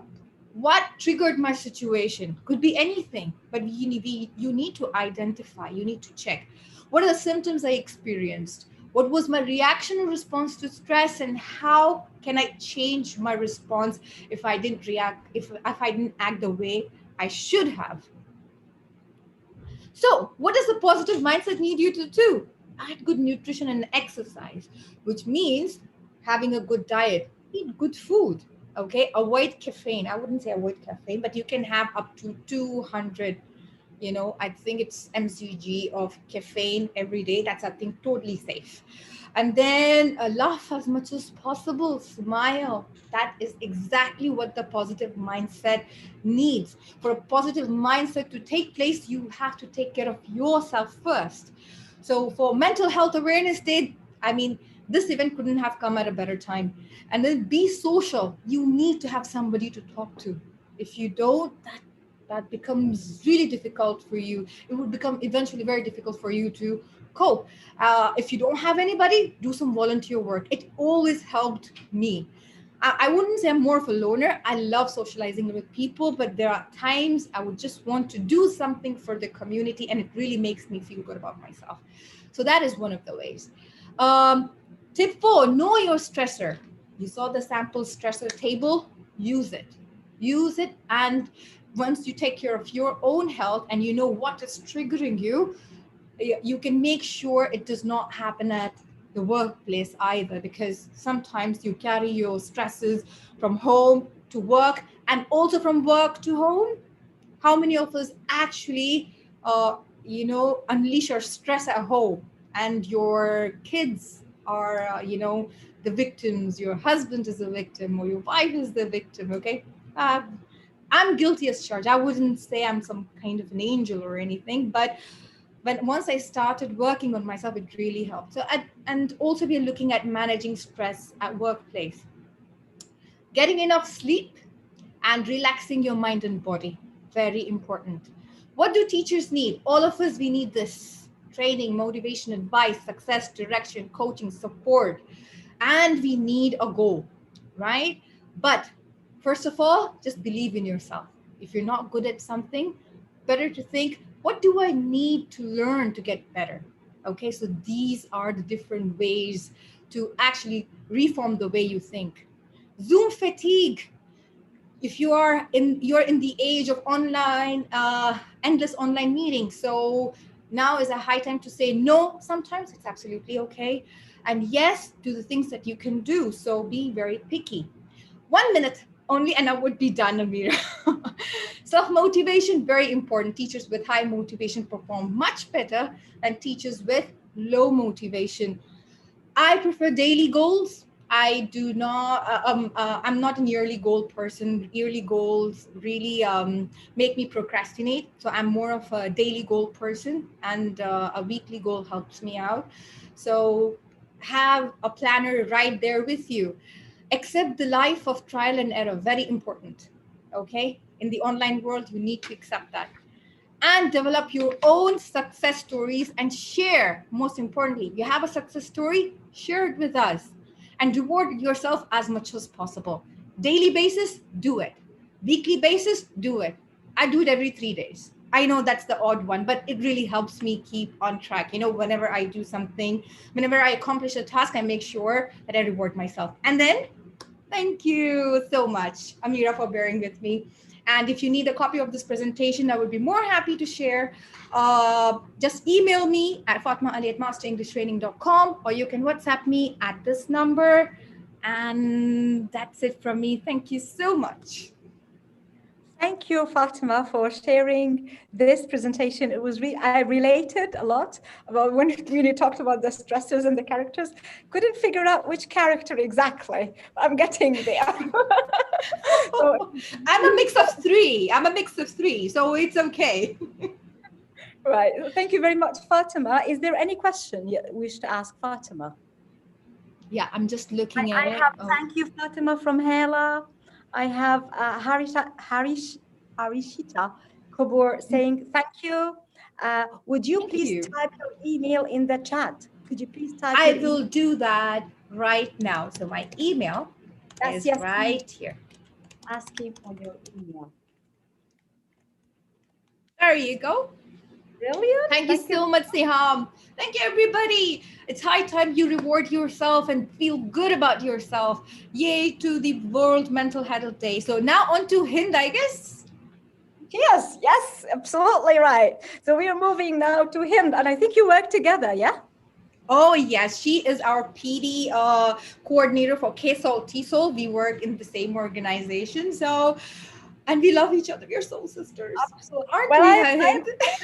I think of you both on LinkedIn, and I could see all the photos shared. The love is everywhere. Oh. I'm not jealous of anything, but it's very nice to see people working together and yes. like people working together. That's fantastic. So it's I couldn't separate them.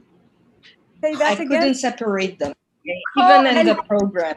You have to be together. It made me feel a little icky separating them. And let me just tell you here, Fatma, I'm experiencing Zoom fatigue, and you can see for myself, for yourself, back support, okay? Just, self-care technique. Yes. Thank you very much. Very important. I just got a massager machine yesterday. As long as it massages my trivial points at the back, I'm good. Yes. So now we're moving to Hind. Hind, are you with us? Hind? Hello? You can unmute yourself, Hind.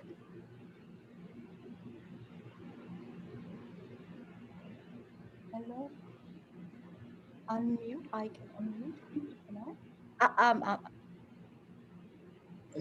Anna, can you help us see? Now she is unmuted. Yeah, it's unmuted. Yeah. So you're here. Hello, Hind. So Hind is... Hi. Hi. So Hind's talking Sudan/KSA. So I would assume you are Sudanese. Yes, Hind? Yes, I'm Sudanese. Yeah. Nice meeting you, Hind. And Hind is delivering a session about COVID blueprint, practical strategies for teachers. A little of background about Hind. Hind works as an English instructor in Saudi Arabia. She is the executive secretary at Africa TESOL. Her current role also includes the TD coordinator in Kasalat, TESOL in Saudi, and the Issues Month coordinator at IA TEFL Global Issues. She was appointed to serve on the TESOL International PC and was invited to join a National Geographic Advisory Board. Hind areas of interest includes student engagement, testing, and the first century teaching and learning. Hind, the floor is all yours. Thank you very much. I'm very happy to be here. Thank you all, and I'm looking forward to the presentation. I'd like to share my screen. Yes. Okay. So just setting my timer. Okay, so sorry. Okay. Can you see the screen? I don't think it's showing yet. Hello? Not yet. Oh, okay, it paused for a second. Okay. Now on. Okay, great. So in my session, I'm going to talk about COVID, the impact on teachers, and different ways that we can deal with it, and things that we can do in our classes for our students as well. But mainly I'm going to focus on teachers, and I'll talk a little about some of the things that have motivated me and kept me going during this very challenging period. So COVID has had a terrible toll on teachers. Burnout, job instability, not knowing when institutions will resume or if they will, risk of infection, the rapid shift to online teaching, the impact on employment and salaries, teachers juggling work and personal life, and the list goes on and on and on. So if we look at how it has impacted, it could be, there are lots of different ways, and it depends on the people and their own mechanisms. It could be mental, emotional, social, physical, business related, financial, and it could be all of them together. So teachers need to develop coping strategies to deal with all these challenges, because teachers have the responsibility of their students, and not being able to cope will definitely impact their teaching, their productivity, and the learning outcomes, and it will impact the students as well. Lenny Sovold, a psychologist, mentioned 4 different coping strategies. First of all, there's the negative or destructive external responses.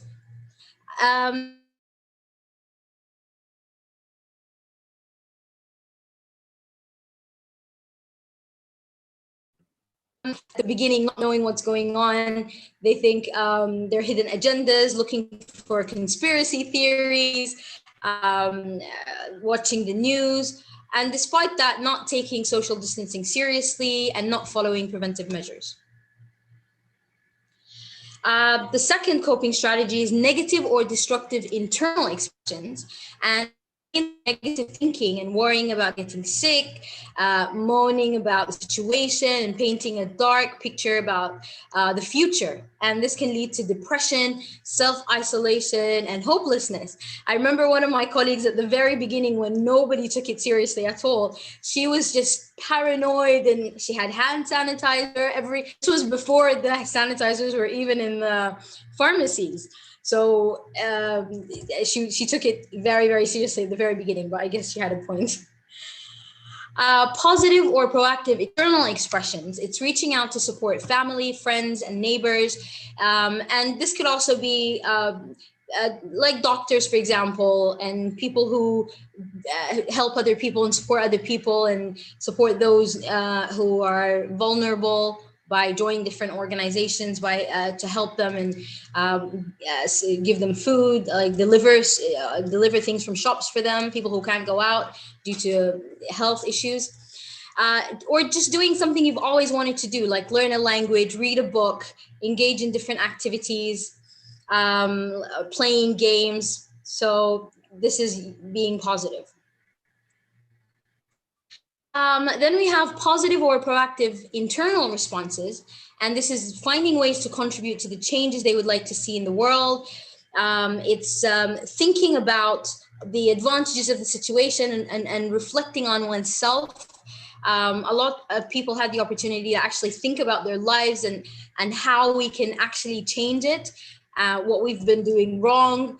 So it was an opportunity for people to reflect and think.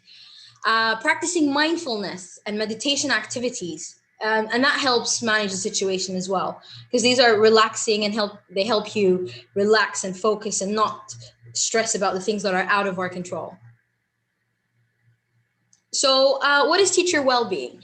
Teacher well-being is the individual's ability and resilience to balance the psychological, social, and physical resources they possess against the challenges they come up against. And one of the biggest challenges, of course, is COVID right now. Our emotional intelligence and resilience and psychological state are things that can be developed. Teachers need to be able to face the challenges and cope with the demands of the situation. Because if they don't, as I said previously, it will have an impact on their performance and the learning outcomes. So we need to foster teacher well-being to support student learning. So I'm briefly going to talk about Abraham Maslow's hierarchy of needs and how it's linked to to well-being. So Abraham Maslow, his hierarchy can be used to support teacher well-being. So the hierarchy was created by Abraham Maslow in 1943, and it states that humans have different needs and some are more pressing than others. So if we don't fulfill or satisfy the basic needs, we're not going to think about the ones at the top of the hierarchy, like safety, physiological needs, like air, water, food, shelter. If we don't have water and we don't have food, we're not going to think about a conference or attending an event. Or so I think this is something that we've all been through during the stages of COVID-19. The second, so we have the physiological needs: air, water, food, shelter, clothing, reproduction. Then safety needs, and this was one of the biggest problems that we had: health, property, employment, security. Then there's love and belonging, which was also affected: friendship, intimacy, family, a sense of connection, esteem, respect, status, recognition, and self-actualization is doing things for others and seeing how you can become better citizens and supporting everyone else around you, and the desire to become the most that one can be. So if we look at how these needs were impacted during COVID, first of all, safety needs. We wanted a sense of being protected and safe to avoid infection. Clean living areas, masks, hand sanitizers, maintaining social distance, all these things that we needed for during this period. Belonging, then came the belonging needs. Employees can't have that face-to-face communication, and it's not the same. But being part of different organizations was really useful, because I feel like during COVID, I've got to know so many different organizations. I had more time on my hands to get involved in different activities, different associations, meeting new people. So this was kind of managed, but not everybody was lucky enough to get the opportunity. Esteem needs. Employees need recognition from their bosses, but it's still not like the face-to-face environment. and everybody's too busy. Everyone's focusing on, you know, other things. For example, at your universities and institutions, they're thinking about online teaching and how to make different, find useful apps and systems for the college. So it wasn't the same. If you're in a loving home, members of your family can encourage your efforts during quarantine. Self-actualization needs, which is contributing to the needs of others. And this is the highest stage. It's the urge to help the community, like frontline workers, to support people in maximum ways and endanger your own lives to save other people, like doctors and delivery, people who deliver our food, and so many people, frontline workers who put their own lives at risk to help other people. So how can we help teachers deal with stress? So first of all, there's social relationships. So joining professional associations like TESOL International, Africa TESOL, Nile TESOL, Gulf TESOL, TESOL Arabia, all these things that I've been doing and a lot of my colleagues and friends have been doing during the pandemic. And it really helped so much. It's like a support system, actually. So sharing ideas, just asking questions anytime, and attending different webinars that focus on teacher well-being. And these have actually benefited me so much. Resilience, which is the ability to overcome adversity and to adapt to challenging situations. Teachers need to be able to find ways to get back on their feet and develop resilience. Teachers need to be resilient to teach effectively. The British Psychological Association focused on 3 things that help resilience. The first one is belonging, help seeking, asking others, getting feedback, and learning. And being part of all these different associations can help one do all the, achieve all these 3 points. The resilience wheel is an interesting activity. Helps people deal with stress. Teachers and students can participate by spinning the wheel and focusing on one of these things. Eat well and drink enough water. So you can that goal for a day, and then you focus on something else. Do something. Do some exercise that you enjoy, or take deep breaths and count to 10. So all of these are activities that you can do that help calm you down, help develop resilience, and are very, very useful. Number 3, establishing routines, having a fixed schedule. And this is something that helped me a lot because I like things to be scheduled and fixed. So establishing a routine is really important. Making schedules and setting goals while you're at home, creating a daily plan. And because there were so many online events and activities, it was very helpful to just write down the timings and the events so you don't forget. And just it gives you a sense of control as well. Checklist for going back to school, exercise, attending sessions, meeting friends online. So all of these things are really important to help teachers during COVID. Self-regulation, practicing self-regulation skills like meditation, yoga, breathing exercises.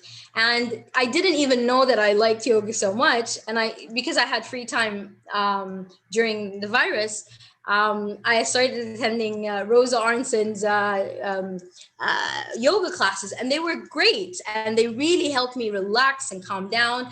And I never thought it would be that effective. This is something that I learned in my yoga classes as well. It's counting your breath.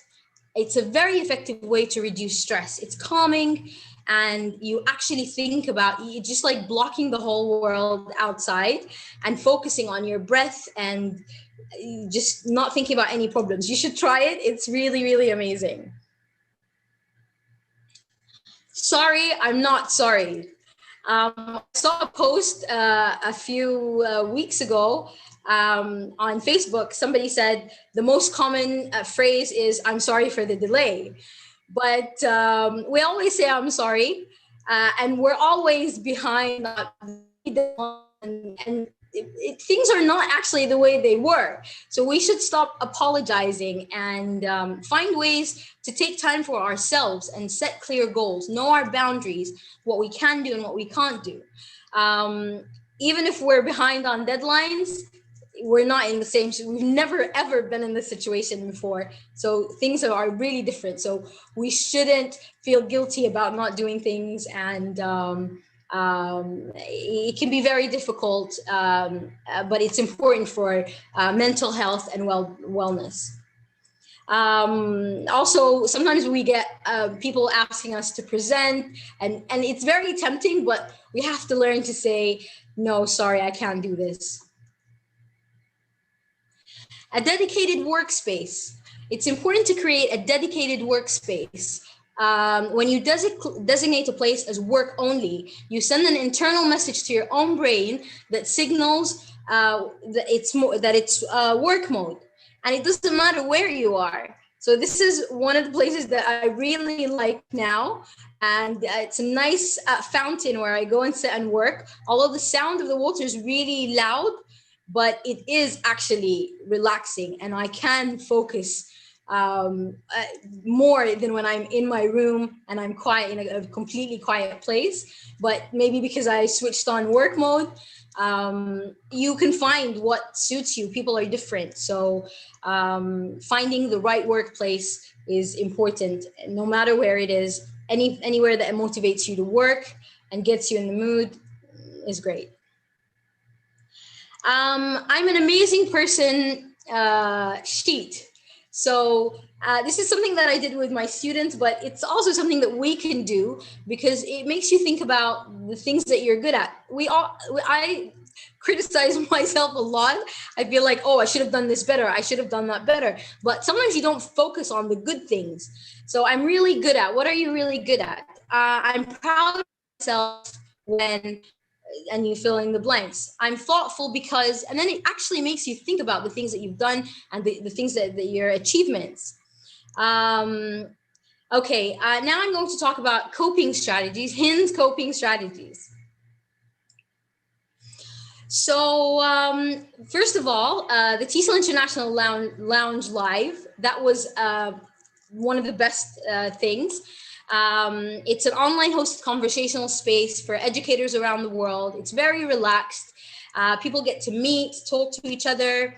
There was the TESOL International Advocacy Summit, the virtual convention and English Language Expo, TESOL virtual seminars, and Georgie did a great job. So a lot of TESOL activities and webinars and events that kept me going and kept me motivated and inspired during this period. I also got involved in a lot of, as the executive secretary at Africa TESOL, we had a lot of events, professional development sessions, monthly webinars. We had our first online symposium, and that was great that we managed to pull it off because of internet issues, but it was very successful and we were very happy with it. IATEFL Global Issues also helped me. We had regular meetings, and it was nice to, we launched our own newsletter, our Global Issues newsletter, which is called Futurity. And my column is Global Voices. So I got the opportunity to talk to people and get different opinions on global issues, on the impact of the pandemic. And it was just amazing to see people from all around the world and how they express themselves and how they've dealt with different situations, whether it's global issues or related to the COVID virus. We also celebrated our 25th birthday with coordinators of global issues. So it was very, very interesting and it was a lot of fun. Nile TESOL events, we had PD virtual events from charades to PD coffee nights, music, lyrics, and storytelling. It was an opportunity to learn and drama, role play. So it was fun and teaching activities, so both online and in person. TESOL, we had our first webinar, fast forward series, and have a number of sessions as well. So that's also something that kept me going. And Fatima, who's here, we got a chance to meet and go out when things were a little relaxed, when the lockdown was over. Gulf TESOL, it was also an opportunity to meet people and discuss different topics, and a very relaxed place where you can just focus on your work, focus on different topics, and if you have any questions, address a lot of things related to the situation now. Career path get-together sessions was also a great place. One of the things that I really liked about these groups is that it was always a chance to meet people and ask questions, whether they were related to the topic of discussion or something, just a general question about teaching or how to deal with the pandemic. Quiz night was something that we still do every Friday, and it's also great to meet friends and know new points. It focuses on general questions and I really got to learn a lot from this. This is also part of the International Association for Blended Learning, this was one of the main sessions that focused on teaching testing online, which was it's a really big issue for everybody, and still a lot of people are struggling with how to test students online. So this is one of the associations. Another eye-to-eye session group where they focused on resilience, burnout, positivity, and this was really inspiring as well. Brigade is a group created in response to the pandemic. It was an opportunity for people to play, and it was so much fun, interesting, as you can see from the pictures. It's just games and conversations, and it was learning through play. And I think I'm going to use a lot of activities in my own class. So building relationships with colleagues. We're all feeling overwhelmed, stressed, and anxious, but just talking to colleagues and asking questions, checking up on our friends and colleagues. Knowing that it's okay to feel uncertain, and everybody's upset about not being able to attend conferences, so many things were canceled last minute, and not being able to travel and be with family members. We need to tell ourselves that it's okay, and we need to deal with feelings of uncertainty. Self-care, we should support each other and find and apply self-care strategies. When we focus on self-care, it gives us a sense of control during a very uncertain time. Coping strategies, talking to our friends using mindfulness app, what they cope with the current situation.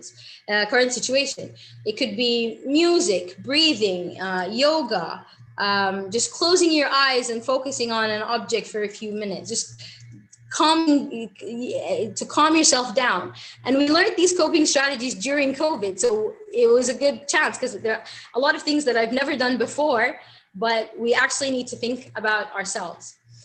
Thinking about what you can control and what you can't control. So when you actually think about what you can control, like, for example, washing my hands, staying at home, my own thoughts and actions, self-care, things I can't control. When you know that things are out of your control, you shouldn't stress about them, like the world situation and spread of the virus, the government's responses, statistics, what other people do or don't do to cope with the virus. Okay, I think I'll just skip this. Here we have the positivity jar. So the positivity jar is an interesting activity where you can just write down positive things in a jar. Any positive comments that you get or what people make about you, you put them in the jar, and you can decorate this jar. And the aim is to make you feel happy whenever you're down. You can just take out a piece of paper and read it. You can also list all the positives from lockdown.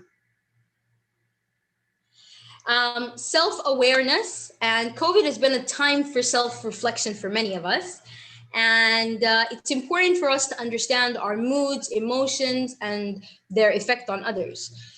It's important to manage one's own feeling by pausing and checking in oneself.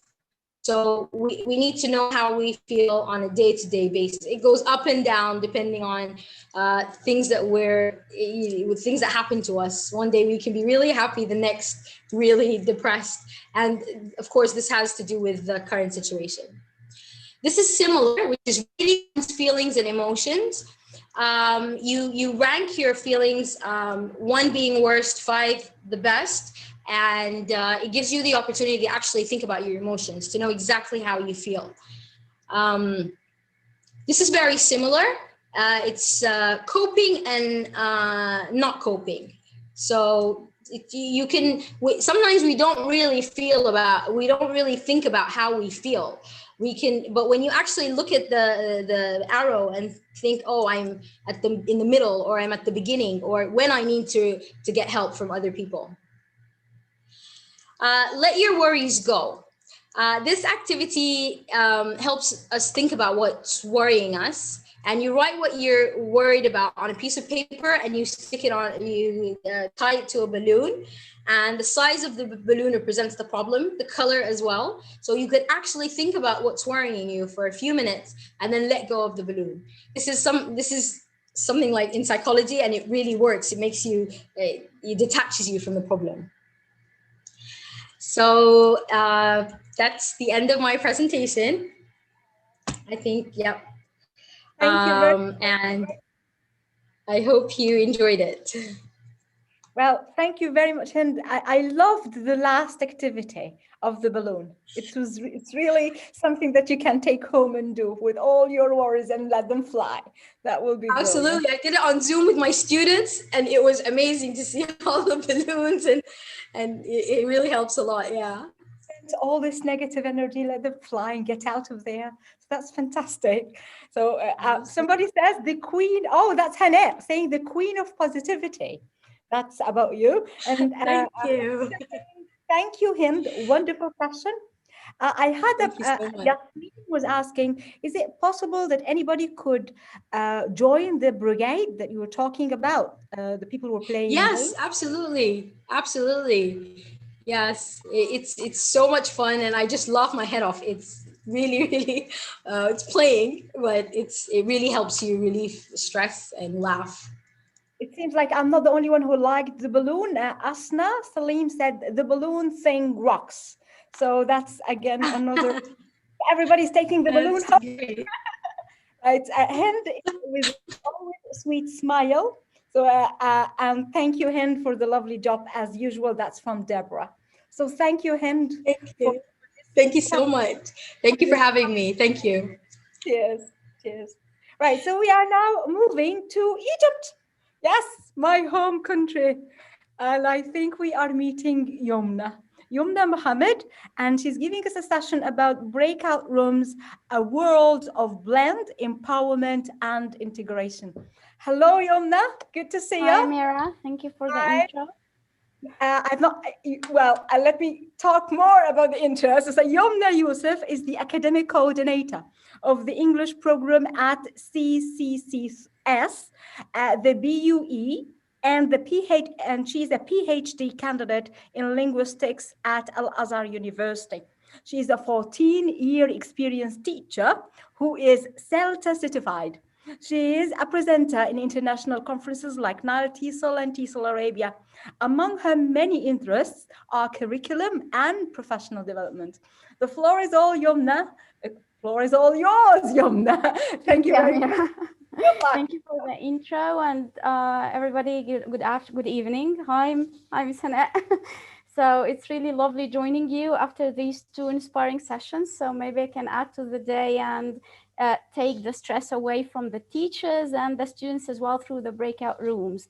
But could I ask you first, I'm going to share my screen, and I'm going to show an activity, and the instructions are already written on the PowerPoint. could you please read the instructions and write me the answers in the chat box?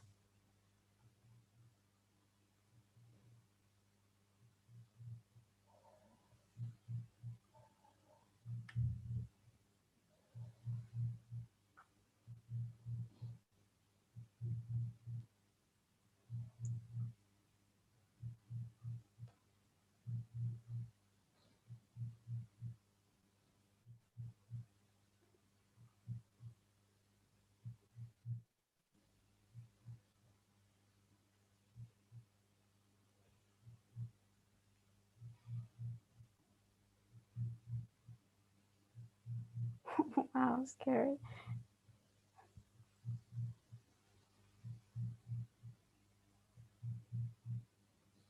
Okay.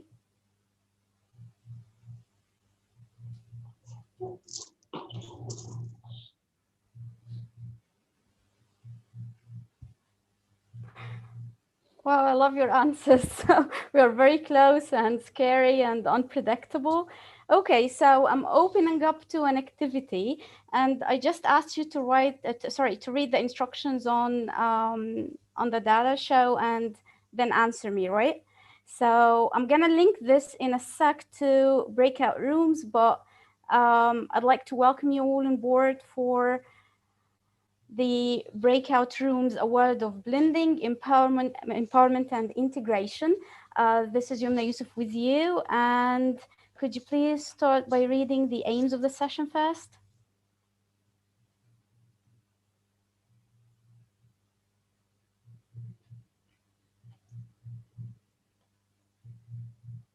Fine. Okay, so we started off with this activity, and the activity was like 2 comics on the screen, and I asked you a question below it.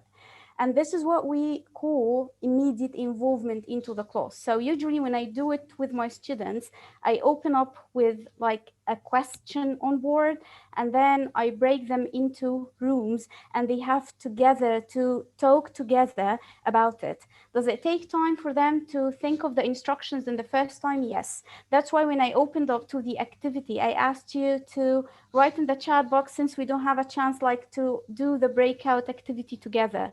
So I asked you to write in the chat box as like an alternative for the activity itself.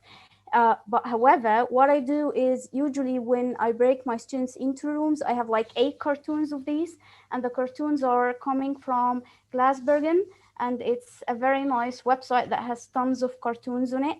And I ask them immediately to look at the cartoon they have in hand and to talk together, chat together about the cartoon. When we come back to the main room, we discussed together the idea of the cartoons and how they link to the topic of the day. And usually I have it like linked together, maybe about food, maybe about technology, maybe about teaching and learning online, like the 2 cartoons show here. And they are really hilarious. If you check the website itself, you'll find a lot of things that are really hilarious. Going back to the idea of warmers at the beginning of the classroom, there are 2 other ideas that you can open up to with your students. And the 2 ideas I have on board here are using, because I'm a person who likes idioms a lot. I like to bring culture to the classroom one way or the other, and idioms do help me to do so. So as a means to overcome the online teaching, I tried again to bring idioms to our breakout rooms. And I usually ask my students I break them into rooms first, and I give them 1 idiom per group. And I ask them to go search for the meaning and search for examples. When they come back to the main room, they are asked to share the examples with their friends. So now when they do so, they are actually bringing the involvement into the classroom. So they are teaching their friends one way or the other. So stating the examples, they can check whether their friends got the meaning, and then they can give the meaning to their friends. Or I can give them riddles again, and the riddles could link to the topic of the day. So if you're doing something on traveling or food again, all the riddles could be related to the topic. Students have different riddles at the breakout rooms, and they come back and share the answers they had together. So again, it's a chance for them to blend, to talk, to be safe in an environment in a breakout room first, and then come back to the main room and talk about the riddles and the idioms they had. So these were like three main ideas that I used to love doing, especially the idiom and the riddles in the main classroom, in the face-to-face classroom. So when it came to the online classroom, I needed something to, to mirror the reality one way or the other. So mainly immediate involvement is really helpful for them. The first activity is shown with cartoons or with idioms or riddles, because they feel like they are into the topic immediately. And you don't have this awkward moment at the beginning of the session where everybody's silent. You asked about the evening, about the day, and then you have nothing to talk about until everybody is on board in the class. So you're giving them a chance to do something in the breakout room before everybody joins, and then everybody can be in the main room and you talk together about the topic of the day. So moving from the warmers to the lead-in, I'd like to share something with you that could be fun for everybody, because I know that everybody loves chocolates. So we have here M&Ms, and could you please tell me in the chat box what your two favorite colors out of the M&Ms?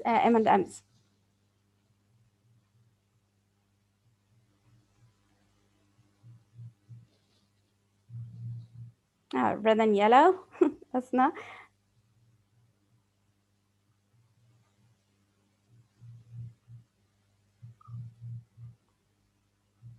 Okay, we love all colors, blue and yellow, blue and brown. Great. So if you are students in the classroom now, I made the activity about you. It's personalized one way or the other. You are sharing your own favorite colors, and then I move you from here, move you to something else. So to the link I'm gonna share with you in the chat box in a sec.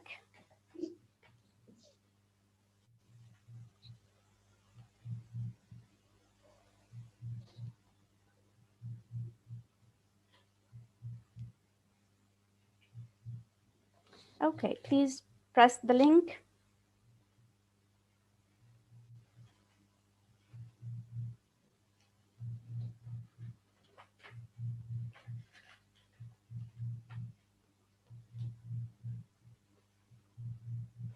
And the link should take you immediately to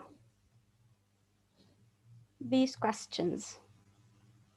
And if you realize, the questions have the same colors of the M&Ms, so the same colors of your favorite colors.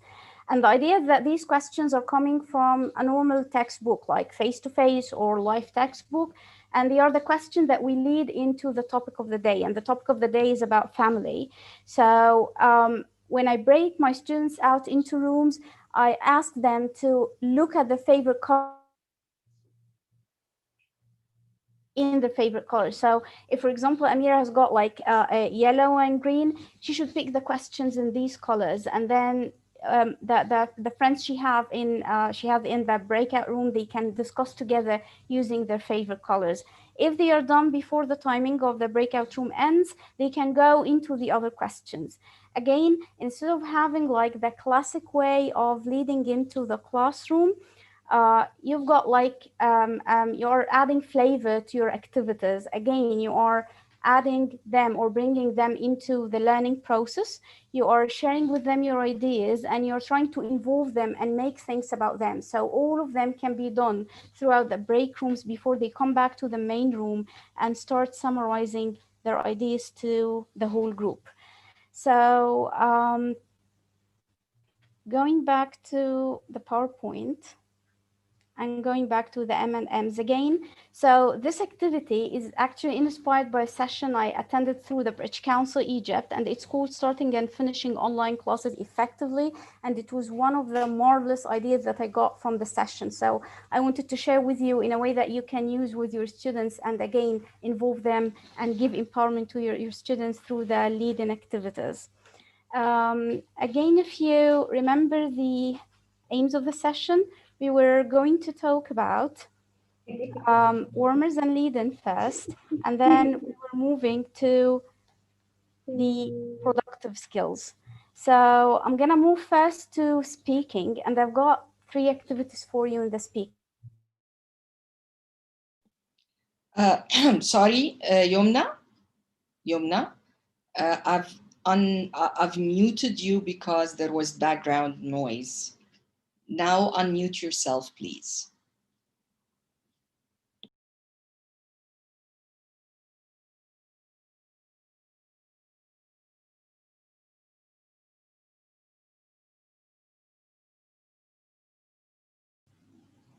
Hello, everyone again.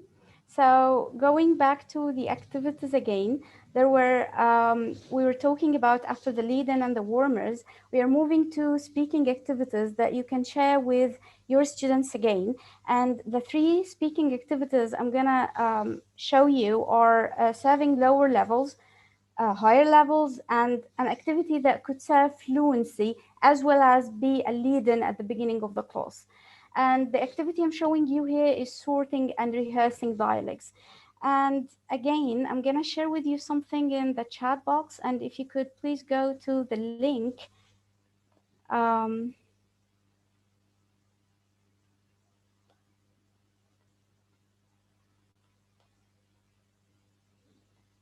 Here we go.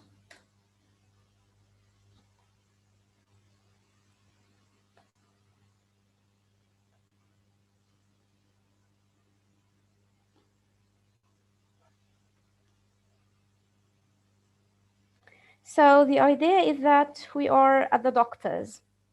And again, after breaking students into breakout rooms, you can share with them this document. And you've got like the instructions at the top.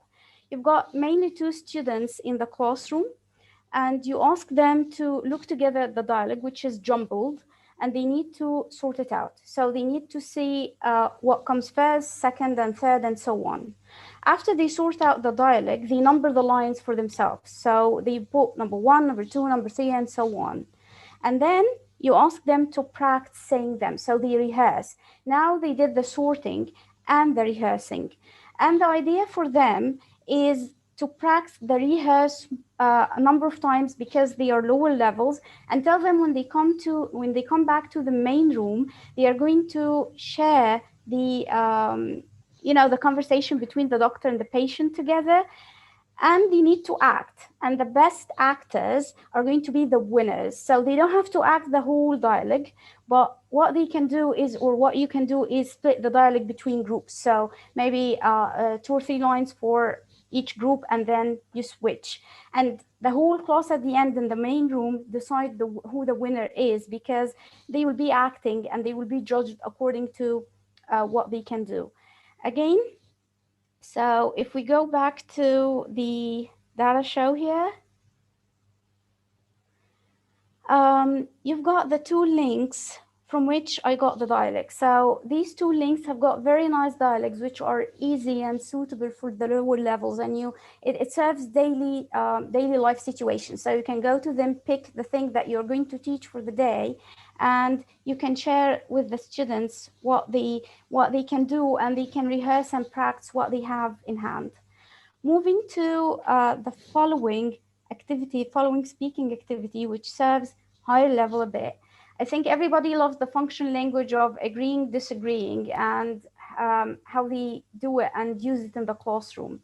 And the idea is to represent students with 4 corners debate and show them the motion. So here the motion is, of course, you can, I just try to make it funnier for you. So teachers give too much homework, which will be like fun for the students. And then tell students we have 4 corners. We have strongly agree, disagree, strongly disagree. Give them some time to look at the motion and make up their minds. Which corner are they going to pick? In the chat box, they can write the corner they picked for you, and you break them into rooms according to the corner. What usually happens is that sometimes you've got a lot of people in the agree corner or a lot of people in the disagree corner. It's your pick here. Either you place them according to your preference, or you have a number of breakout rooms for the same stance. So maybe 2 or 3 rooms for the agree stance. And then, because in the breakout rooms, they should come up with an argument supporting or, you know, anti the motion you've got with them.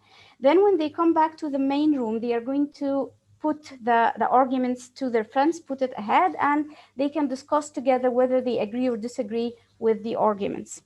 A variation of this is called sticky notes, and in the sticky notes, you might have more than one motion. And students again pick their stances. So they pick two motions, for instance, and they pick different stance for each motion. They go into the breakout rooms, they write or they agree or they speak about their arguments, and then they come back to the main room and share the ideas together. Again, the idea is coming from this website, so Facing History, and it's called Four Corners, and you can find like a number of motions, a number of ideas for them there in the website. The third activity, third speaking one, and my favorite actually, because it can serve everywhere, is the ethical questions. And the ethical question is something that everybody can be disagreeing about. So everybody can have a different stance about it.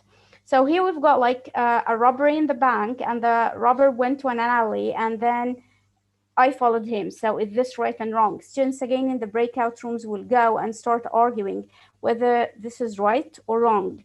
But again, after following the robber, you find him going into an orphanage and leaving the money. So how do you feel now? Are you going to report him? Are you going to report it to the orphanage? No, yes, allowed, not allowed.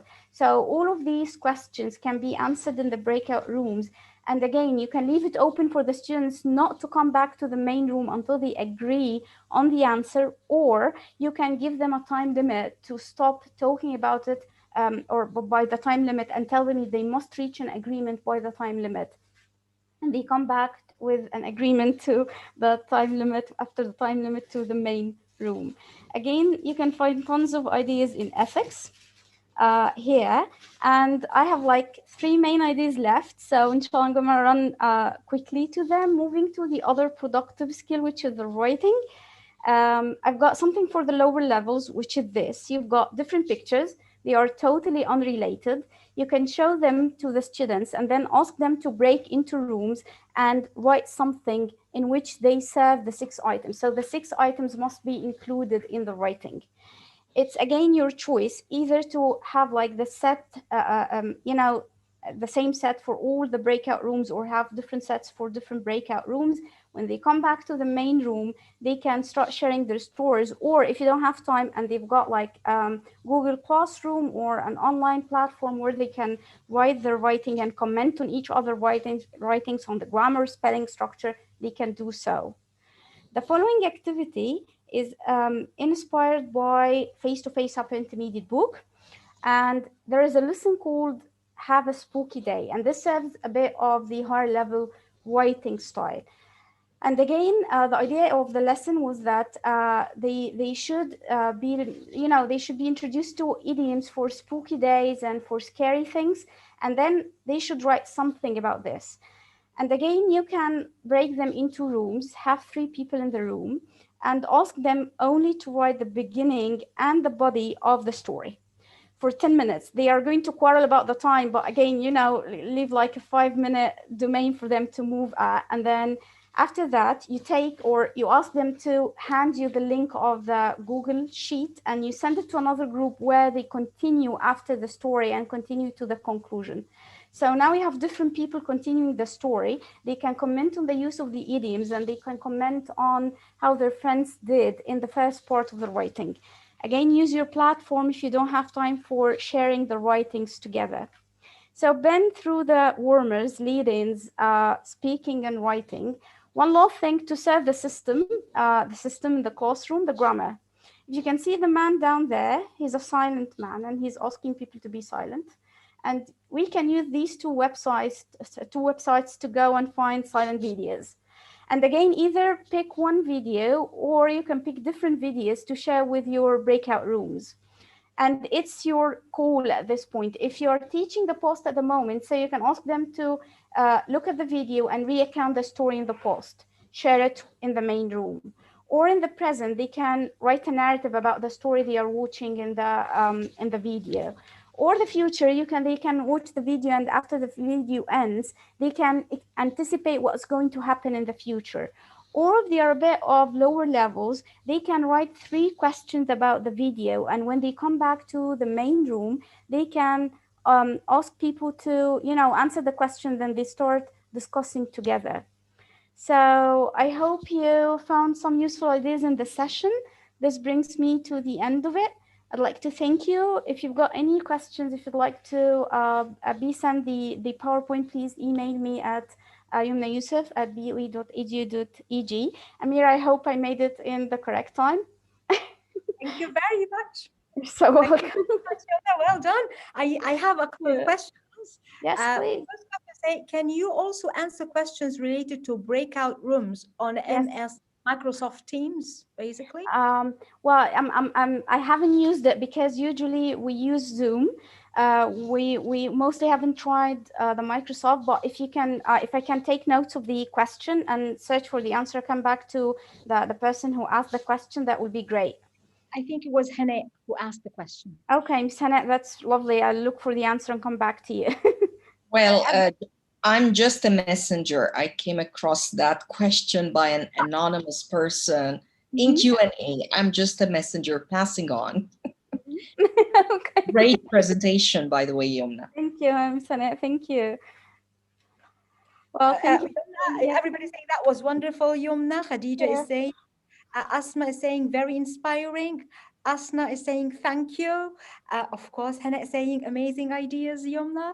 Khadija says, I really wanted to learn about breakout rooms. So if I would assume she's meaning that is relevant to her. Siham say thank you. Hannah Khamis said, please type your email, Yumna. So is it possible? Okay, yeah, sure. Yumna says very interesting. Yumna, another Yumna saying very interesting. Yeah. Inspiring and wonderful session. So participants can contact you. So that is why Hannah wants you to type your email. And we go. Khadija is asking, can you make breakout rooms for different platforms? So is it possible to do it on another platform other than the Zoom, or only the Zoom? I've never tried, because with Google Meet it doesn't work. So the only idea that we've been working on is Zoom, or they can activate if they've got access for G Suite. There is G Suite for Google for Education, and they have breakout rooms that can serve a lot of number actually, but they have to pay for it. So this is the issue. That's why Zoom is a bit like friendly user more than Google Meet or the other classroom. Yeah, Ms. Hannah is saying Google Suite, it's the same thing I said. So Google Suite for Education is just something that you can pay through, and people can go and have breakout rooms on it. Absolutely. I have somebody says, Hind, thanks for this informative session. Hala says Teams and Blackboard Ultra, both of them use the Zoom. Of course, Hannah said Google Suite. I know, yes, and Ayat also says you can use breakout rooms in the Microsoft Teams as channels. So it's not called breakout rooms, it's called channels. And Google is working on introducing breakout rooms soon. I hope they do that before the 19th, because I'm working on Meet, and that is one thing I wanted to do. Thank you all. Thank you for the information from everybody. Anyone found the Microsoft Teams around here? Well, I'm not a big fan, Hannah, to be honest, with Microsoft Team. Yes, a big time fan of Team. Asna is a fan of Team, Hannah. So you find a friend here. Thank you very much, Yumna. It was a very informative, and I'm giving the floor to Ayet. So Ayet. Hello. Hi, Amira. Hi. So, well done, Yumna. Yes, thank you. Are we starting now, or are we giving like a couple of minutes? Hannah? Well, I think it's fine now. I think Mubarak is here. Mubarak, hello. He is here. Yes, I'm here. Hello, everyone. Hello. Very happy to meet a lot of old friends and we've had Ayat, Haig, Hala, Nelly. Oh, great. Lots and lots of webheads. Oh, nice meeting you here. Thank you very much. Is it my turn now to start? Yeah, but we're gonna introduce you first. You deserve a big introduction, Barak. Okay, thank you very much. Yes. Okay. I would like first to thank Hannah. Thank you so much, Hannah, for giving me the opportunity to introduce those lovely people and great colleagues and friends. Thank you so much. And it's a great pleasure. Thank you. It's a great pleasure to introduce Mbarak. So Mbarak Akader from Morocco has been a high school teacher of English for 31 years. He is a Moroccan innovative teacher, certified Microsoft educator, and Microsoft International Educator Master Trainer. He's an Adobe Education Trainer and TESOL Teacher Educator and a member of TESOL International Professional Development Council. He's also an EVO former lead coordinator and in a coordination team.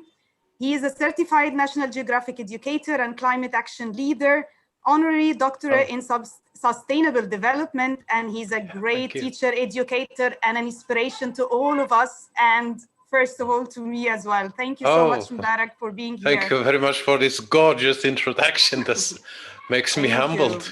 Thank you. So, yeah, thank you very much. So today I'm going to talk about the 7 layers of an e-teacher. Okay, so it's not really a scientific study. It's a rather kind of, do you see my screen first? Not yet, Mubarak. You haven't started sharing. Yeah, somebody has already shared the screen. Can you stop sharing the screen, please? Let me see, although it shouldn't be happening. I mean, I don't think so. Okay. I am in a way, and now, even if somebody has, now it's open. Okay, yes. So share. So, yeah. Can you see share it? the screen? Yes. No. Ne plus. I'll mute everyone and we'll be back. So don't worry, you can unmute yourself. Yes, okay.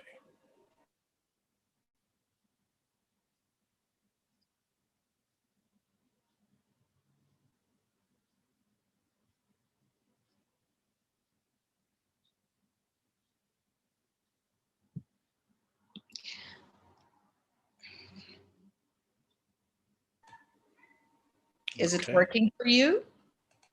Yeah, the mic is working. No, just screen sharing. Tell me what it says on your screen. I mean, you click the green button. Yes. And what shows on your screen? This is in French. Le partage d'écran n'a pas pu démarrer. It's impossible to start sharing the screen. Error 10, 15, 35. Okay, there could be some incompatibility issue for some reason. Would you like to? So let me. I'll send you right now the presentation on where? On Facebook. Okay. The best thing to do is on Google Drive, but fine, you can send it on Facebook. Okay, or you don't have my email. I don't know. I'm not very sure. Whatever you can. Whatever you can. I don't want you to worry. Take your time. Okay. Thank you.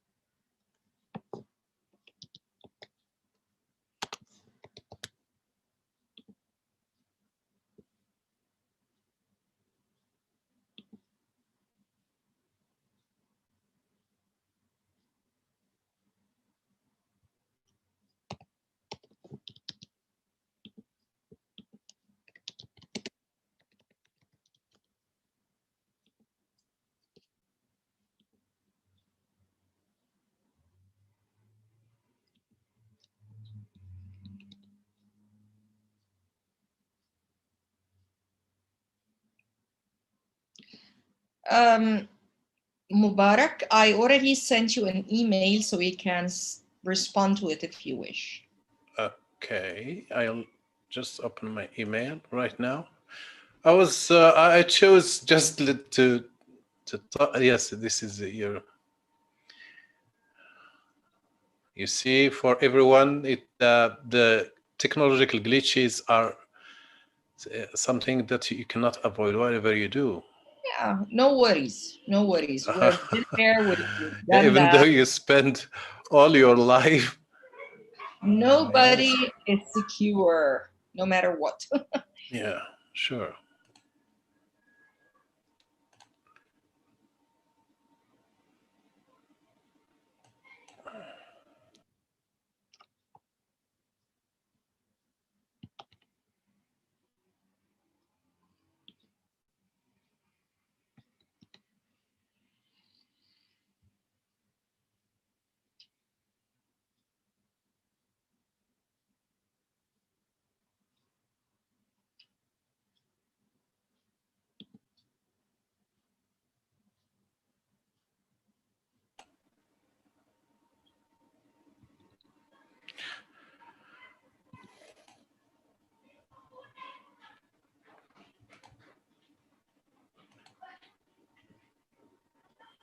It's Sorry, Mubarak.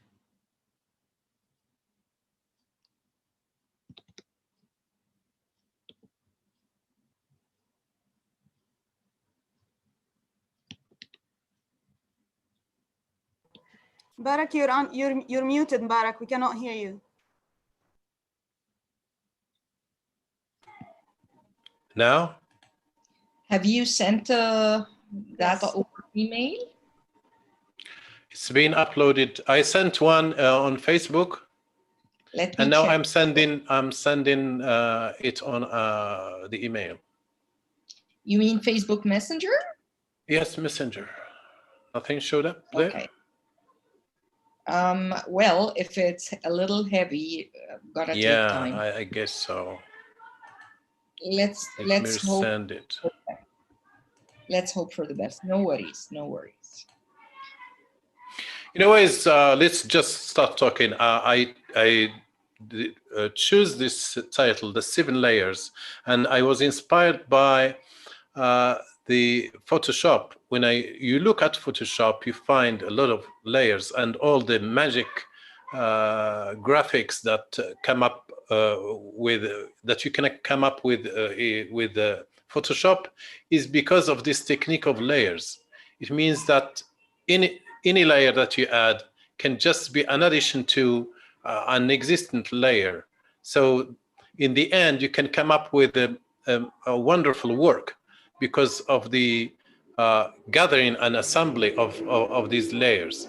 That's why an e-teacher for me, and from my experience, is like a graphic in which there are several layers, and each time you go deeper, you can you can find a layer with some special features, with some special characteristics.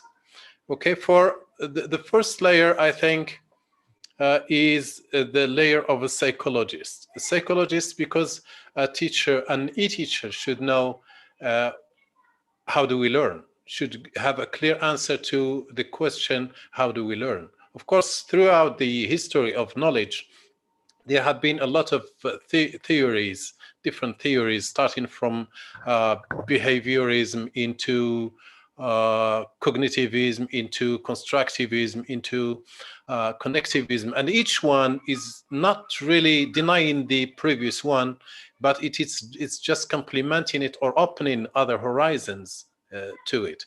So we all know about B.F. Skinner and Pavlov, and who claimed that we learn language, for example, by repetition. We learn things by being exposed to them and by repeating them every time.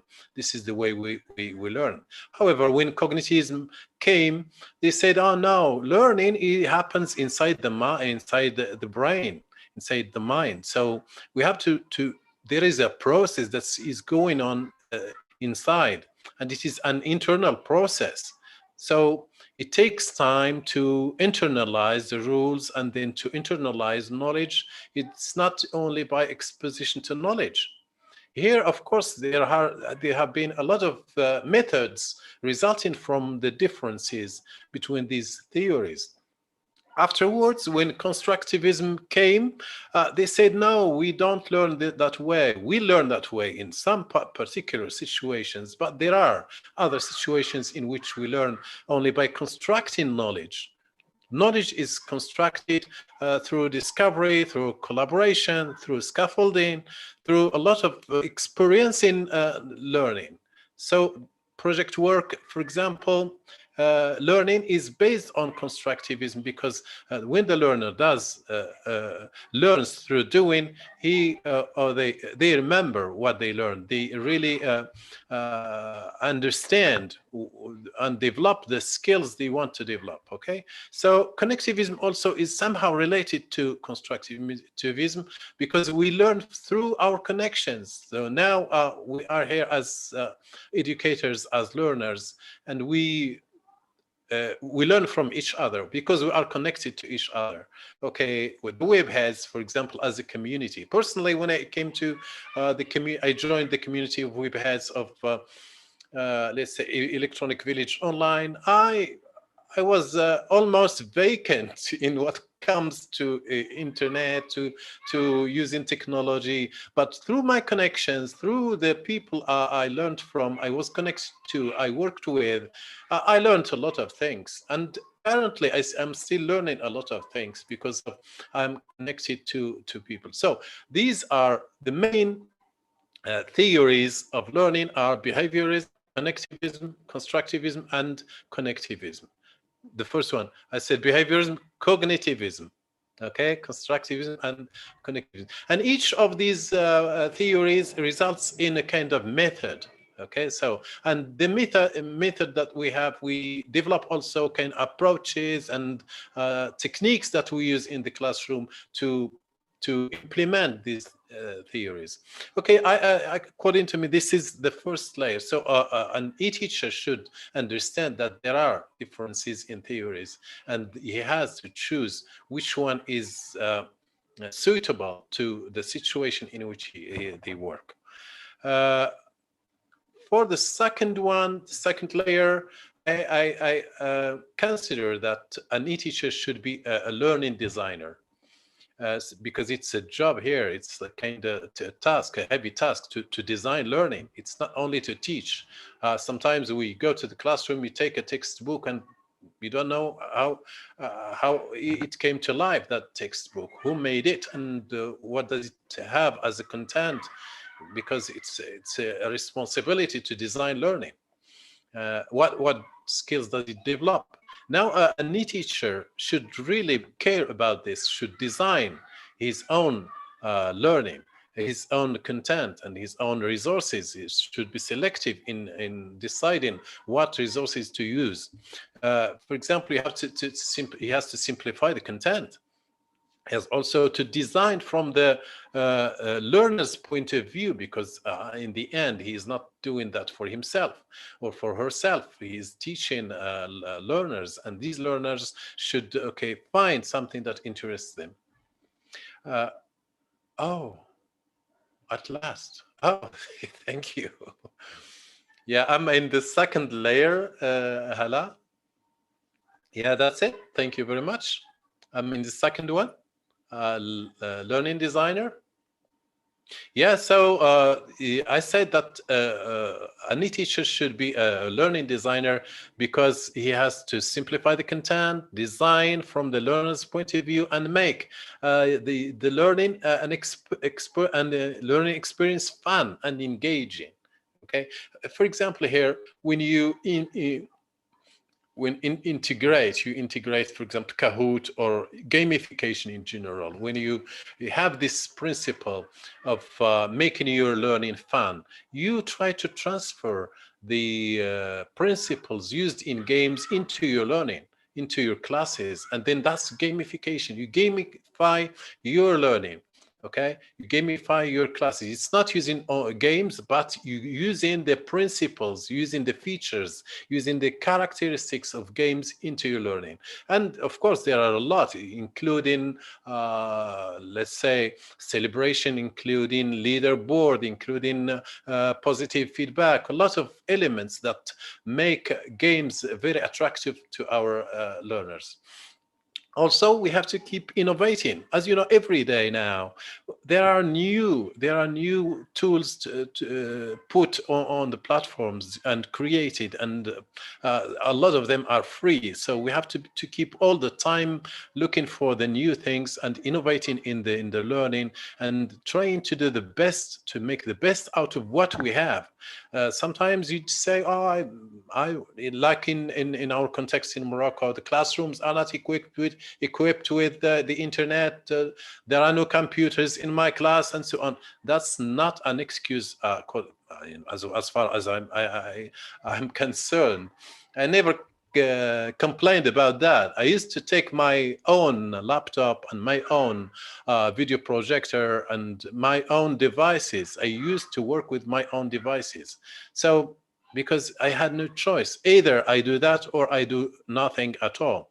So that's why I consider myself that I was doing something innovative and let's say desired by my students. Also, you have to be tech savvy, and this we have to go back to another element, which is another layer. No teacher should be left behind in this tech. In the field of being a tech master, it is a necessity. As now the COVID-19 has imposed on the world, as a presenter has just said, it's a necessity now. It is a must. It's no more a choice to do it or not. Okay, so the government and the ministries should really, let's say, respond to this necessity, to this need to give enough training to their teachers and to make them equipped and skilled to use the technology in their classrooms. The other layer number 3, is the learner or the e-teacher as a facilitator. To facilitate is not really to teach in the traditional way. To facilitate is to make learning easy, okay? So to make it easy, and the position as a partner, as a guide, as a task master, as a motivator, as an enabler, as a planner, okay? So all these are positive attitudes that a teacher, an e-teacher should show in his, let's say, interaction with his participants, who are, even though you don't see them sometimes, because there are asynchronous classrooms, like if you use Google Classroom or Canvas or Moodle or any other platform, you don't have the chance to see the faces of your learners, but they are there, and they are very sensitive to your feedback. That's why you have to encourage them, to guide them, and to enable them to use the tool. I have been using, for example, Flipgrid as for assessment. And every time I get a message on WhatsApp or Facebook or about the difficulties that students face in delivering and uploading their videos, I have to be a helper. I have to give a helping hand to them. I have to show that I am there to help them, not to squeeze them, not to assess them, and find the drawbacks of their learning. Another layer, number 4, is subject exposure. I think that if you are a teacher of mathematics and you decided to teach by using Teams or, I don't know, Canvas or Google Classroom, the basic thing is that you master your subject as a teacher. You should really know your subject. Okay, if you are a teacher of language, you also should know your subject. especially, for example, teachers of English and so on, about grammar. If any student is stuck with a question and so on, you should know how to answer, or you should be able to, especially when it comes to problems. Okay, I'm referring here to physics and mathematics. Okay, especially because in other subjects you can just Google a word, you can come up with tens of dictionaries who can just give the definitions you desire. However, any teacher should really master his knowledge and should have a clear pedagogical approach to what he's doing. If he is teaching listening, for example, he should really follow the steps that lead to effective learning, development of the development of skills, listening skills. Okay, so knowledge of students learning. Of course, here I have a graphic about multi-intelligences and William Gardner's theory about that. There are different learners, and we have to take this into consideration. Why? Because we have to diversify the learning resources. We have not to rely only on one type of, if we have visual learners, of course, it's good to use pictures and so on, but there are others who would like to work with their hands. There are others who prefer to listen, to learn from songs. So there are a lot of intelligences that we have to consider in designing our learning. Also, the 21st century skills, especially the 4 C's or the 5 C's, there are a list that goes up to 10 skills. They are all really very interesting, and we have to ask the question about the task we do, the lesson we teach, what skills does it target? Okay, so of course we have to focus on the skills, the 21st century skills, especially critical thinking, creativity, collaboration, communication, computer skills, and these are the skills that will help the learners to live successfully in the 21st century. Okay, so this is about the subject, to be a subject expert, and also we have to be ICT savvy. ICT savvy doesn't really, it's not a level, but it is an experience. Okay, you should really take the challenge. Take the challenge to do it by yourself. Okay, as you have just lived with me. It happens to you, but you have to find the solution. I really should have prepared plan B. Fortunately, Hala Khamis is here, and with the communication, email, and Facebook, that's plan B. We have managed to have something to solve the situation. But whenever you want to use the internet, of course, or you want to use the ICT, you should be able to do it while making another plan to solve a problem if it happens. Okay, so I'm talking about this, and I have in mind the awareness about the development of the web, from Web 1 to Web 2 to Web 3, because this is an evolution. If you just remember when in the beginning of the first decade, we used to have a lot of CDs, and before what is it called? Floppy disks and so on. We have to burn, we used to burn CDs and DVDs and so on. Currently, these things have disappeared, okay, because there is an evolution. No, you don't need to establish anything, to set up anything on your computer.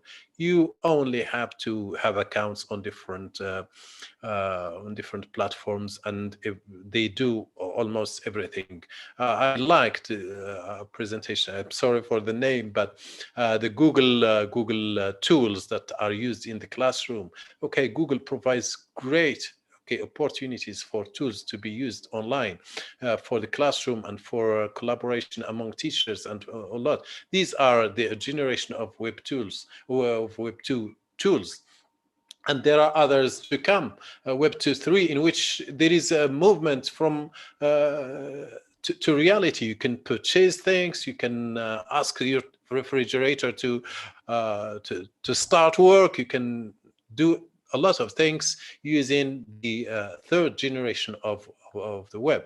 So here to be tech savvy also is related to the types of learning that we use in the classroom, like flipped learning, like blended learning, okay, using web quests, a lot of tools related to the use of the ICT in the classroom, okay. And also I like the classification used by, I'm sorry, I have not learned your names yet. My new friends is talking about redefinition, modification, augmentation, and substitution. Okay, this is a degree to start using the let's say the ICT in the classroom. I think I still have a few minutes to talk about the layer number 6. It's about assessor. Of course, any teacher should be an assessor at the same time. Okay, you need to provide feedback to your learners, especially the reluctant ones who are in the beginning of learning, and they need this support. And this feedback should not really, it's not necessary to be that rigid scoring and so on. You'd rather use, for example, empowering sentences, empowering feedback to make the learner, let's say, okay, encouraged and motivated to continue. So the layer number 6 is that the e-teacher is also an assessor. An assessment is based on sharing learning expectations with the learner, eliciting evidence and giving feedback, self-assessment, and also to give peer assessment, especially in forums in which you, if you use Flipgrid, for example, provides an opportunity for learners to send feedback to each other. You record, a student records his video or her video, and then his friends, his peers are, okay, come to send their feedback, just to encourage or to ask a question, or this is peer assessment in a certain way. When you say, fantastic, you did a great job, that's a feedback, and that encourages the student to learn better and to get the best of his learning. I think the last layer is the layer of a researcher. Normally, a teacher is potentially a researcher because he can be, or she can be, a continuous researcher, even inside, even within a session. You always ask your question: Is it right? Is what I am doing right? Is what am I doing now? Is it okay this way? Can I do it in a better way? Maybe I can change this word. It doesn't sound okay. You all the time ask, but to do an academic research is something more formal. Okay, when you ask these questions and you collect data and you analyze the data and you make sense of what you have learned, you then are obliged to take action in order to maybe to just share it. Okay, there are other people who would be willing to take action with you, but it's up to you also to modify your learning, your teaching, your practices, your online existence on the net in order to come up with something new. Well, this is in general the 7 layers I have to talk, I prepared for you, and this, Allahu Akbar. The last slide is the 3 C's of life: the choices, the chances, and the changes. Of course, these are layers, these are suggestions, but it's up to everyone to decide if they really want to make this change or not. And we have also to be advocates of change. We have also to help reluctant teachers who are still don't know, or they are kind of afraid, kind of timid, shy to take action and to use technology and to become e-teachers. We have to just to help them to make this change possible. So these are a few resources. I really liked, I took this course as on Education Microsoft. Okay, it's really very interesting because it talks about the 21st century learning design. It is a course of 6 other courses, and every time, whenever you finish a course, you get a badge and so on, and in the end you get a certificate and so on. So but this Education Microsoft.com is very interesting. I found it very interesting, and I did a lot of courses, online courses here, and whenever you finish a course, you can get your certificate. You download your certificate, and you can just opt for being a trainer or master trainer afterwards when you train up to 400 teachers and so on. So it is an opportunity that is really available, and it is for free. You don't pay anything. So I really like the lessons they have there. At least you can just share the videos and so on. Another opportunity is the Electronic Village Online. My oldest and the most favorite community. It's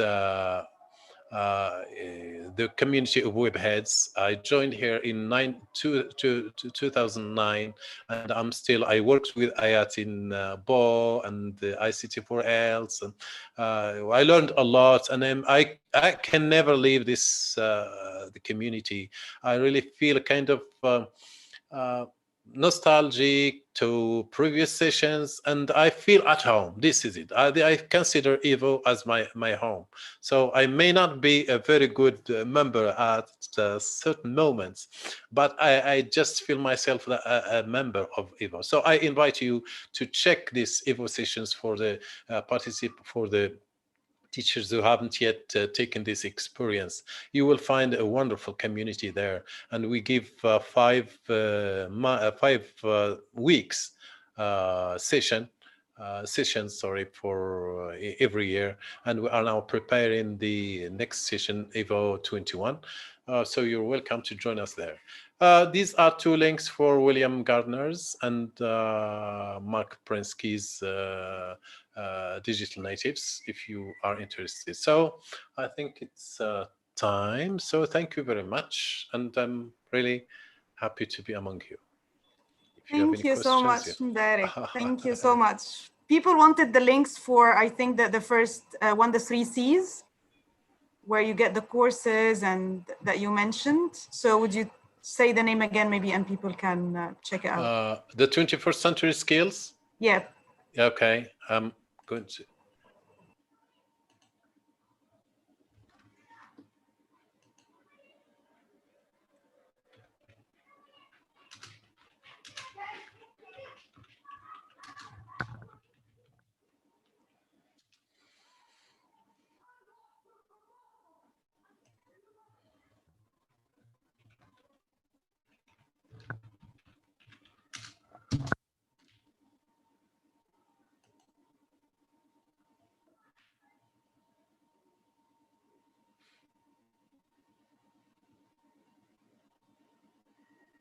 It is also a course.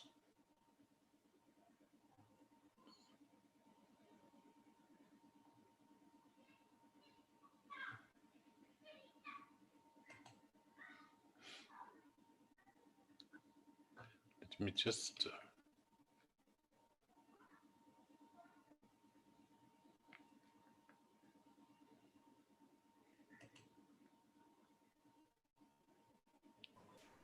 Do we have any other questions? Hannah, have you spotted any other questions?